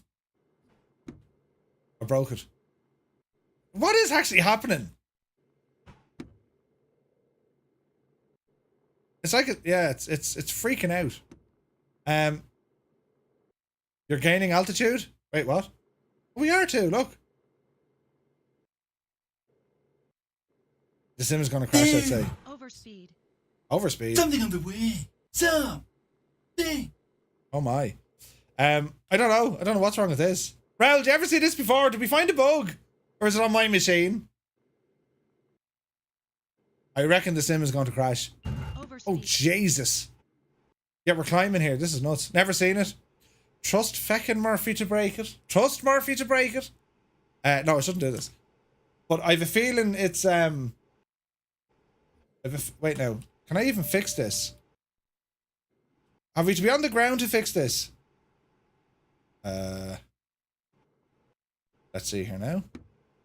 Is this settings? They've done studies, you know. 60% of the time, it works every time. Do you know what I'm hearing? I just heard hardware plug and unplug. Do you guys hear that? Wonder what that was. Oh, Jesus. Whatever it was, it just sorted itself. I think the problem's on my side. I just heard hardware go doo doo doo doo. No, it's now sorted itself out. That was weird, wasn't it? Did someone else hear hardware get unplugged and replugged in?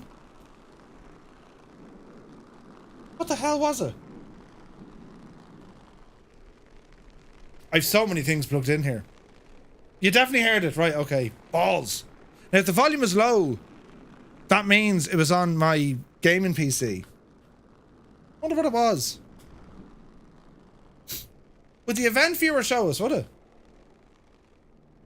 Your CPU, yeah, it's working now. It's working fine now. CPU went on fire. No, it's all good. Would the event viewer show me if something went wrong there? It would. Event viewer. Hang on, we need to do some science here. Event viewer. Come on now, Murph.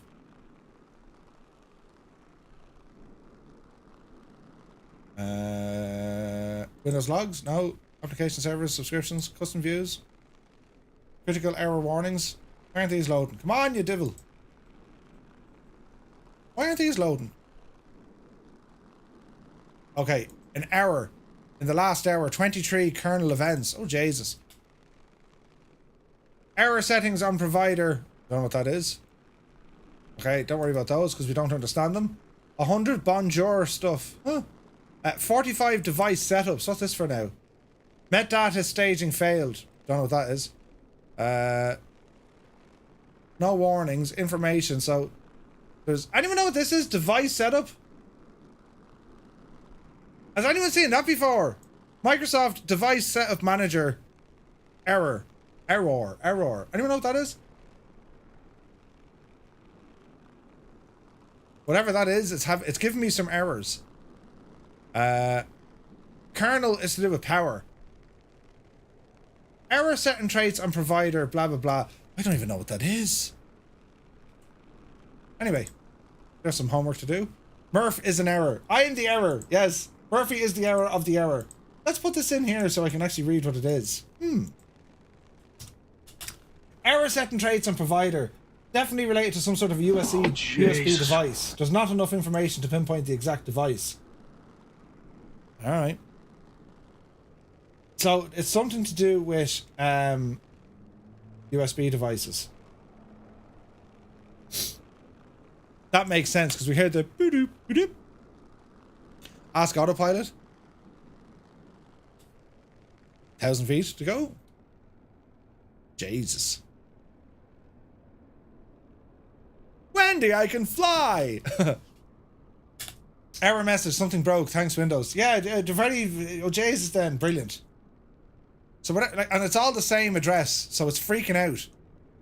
It's freaking out. Look, it's happening every couple of seconds, look. But it hasn't happened since.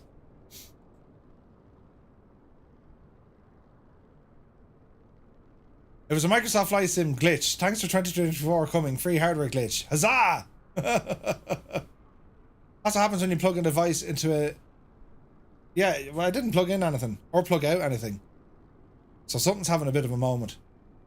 This is how all flights... Everyone hang on to something. It appears this, pilot, well, Egypt, is going to kill us all. Oh, Murph.exe is shagged. Yeah, baby. It is. Murph.exe is shagged. Yes. Bloody hell. What's going to happen here, look? Oh no. Oh no. What's going to happen? My beautiful plane is going to become spludged now in a moment. Here she comes on the way to the ground. Oh, Jesus. We want a good, nice, soft, gentle landing now. Do you hear me? Gentle. Yes, gentle. Oh, no. Oof. Touchdown. 633 feet a minute. Bloody hell. Your plane is not showing up in my multiplayer, isn't it? There we have it, friends. Parachute is being deployed. We've landed. And, well, we can walk away from it. I mean, that's the... Yeah, baby! You know. Jeez, DGS, when you behave yourself, you keep rolling over on your phone and it's pressing the button. Another 5 gifted tier 1 subs. Thank you very much indeed, my guy. Bloody hell. Insane support, my guy. Insane support. Thank you very, very much. Lads, if you got... I'm sure you did. You just got...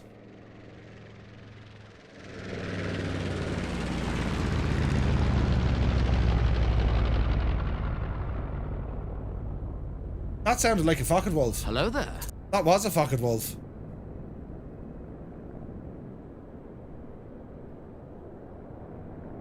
Oh, lads. Oh, Jesus. He's coming around.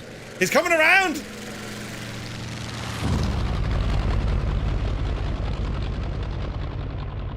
Jesus. Jesus. Run for cover! Take cover! Jesus, take cover quick! We're a sitting duck here! Jesus! What do we do? Jesus! Jesus. Right, that's better. I think I saw that movie. Right? Meet the Fockers. Brilliant. Oh, that's hilarious. Now, how do we fix this? Oh no, don't reset all, you muppet. Raoul, how would you fix the gadget? Maintenance, repack the parachute. Ah, brilliant. Oh, yes. Bit of dogfight in a freaking fucking Wolf 190. A TL3000 versus the fucking Wolf.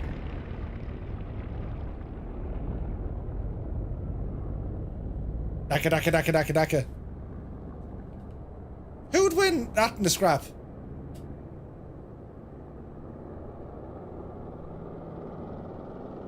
Bloody hell.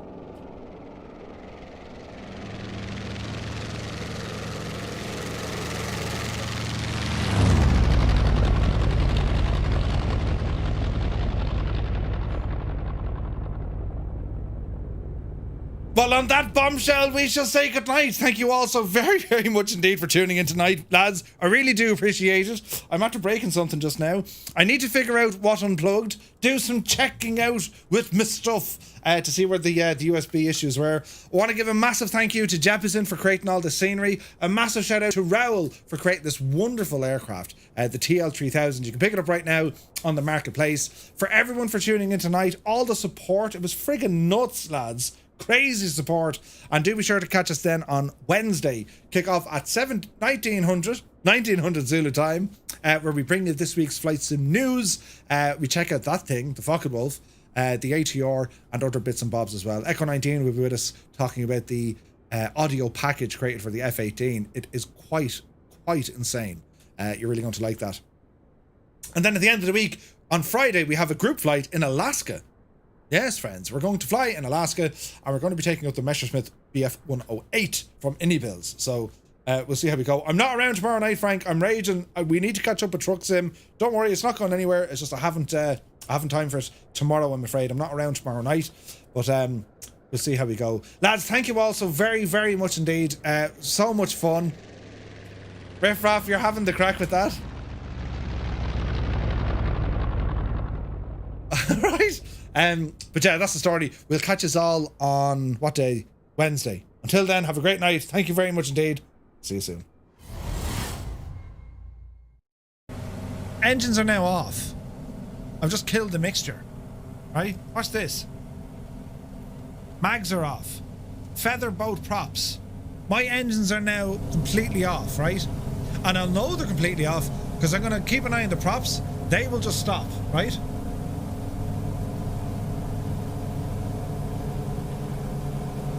Engine 1 stopped. Engine 2 stopped. That's the sound.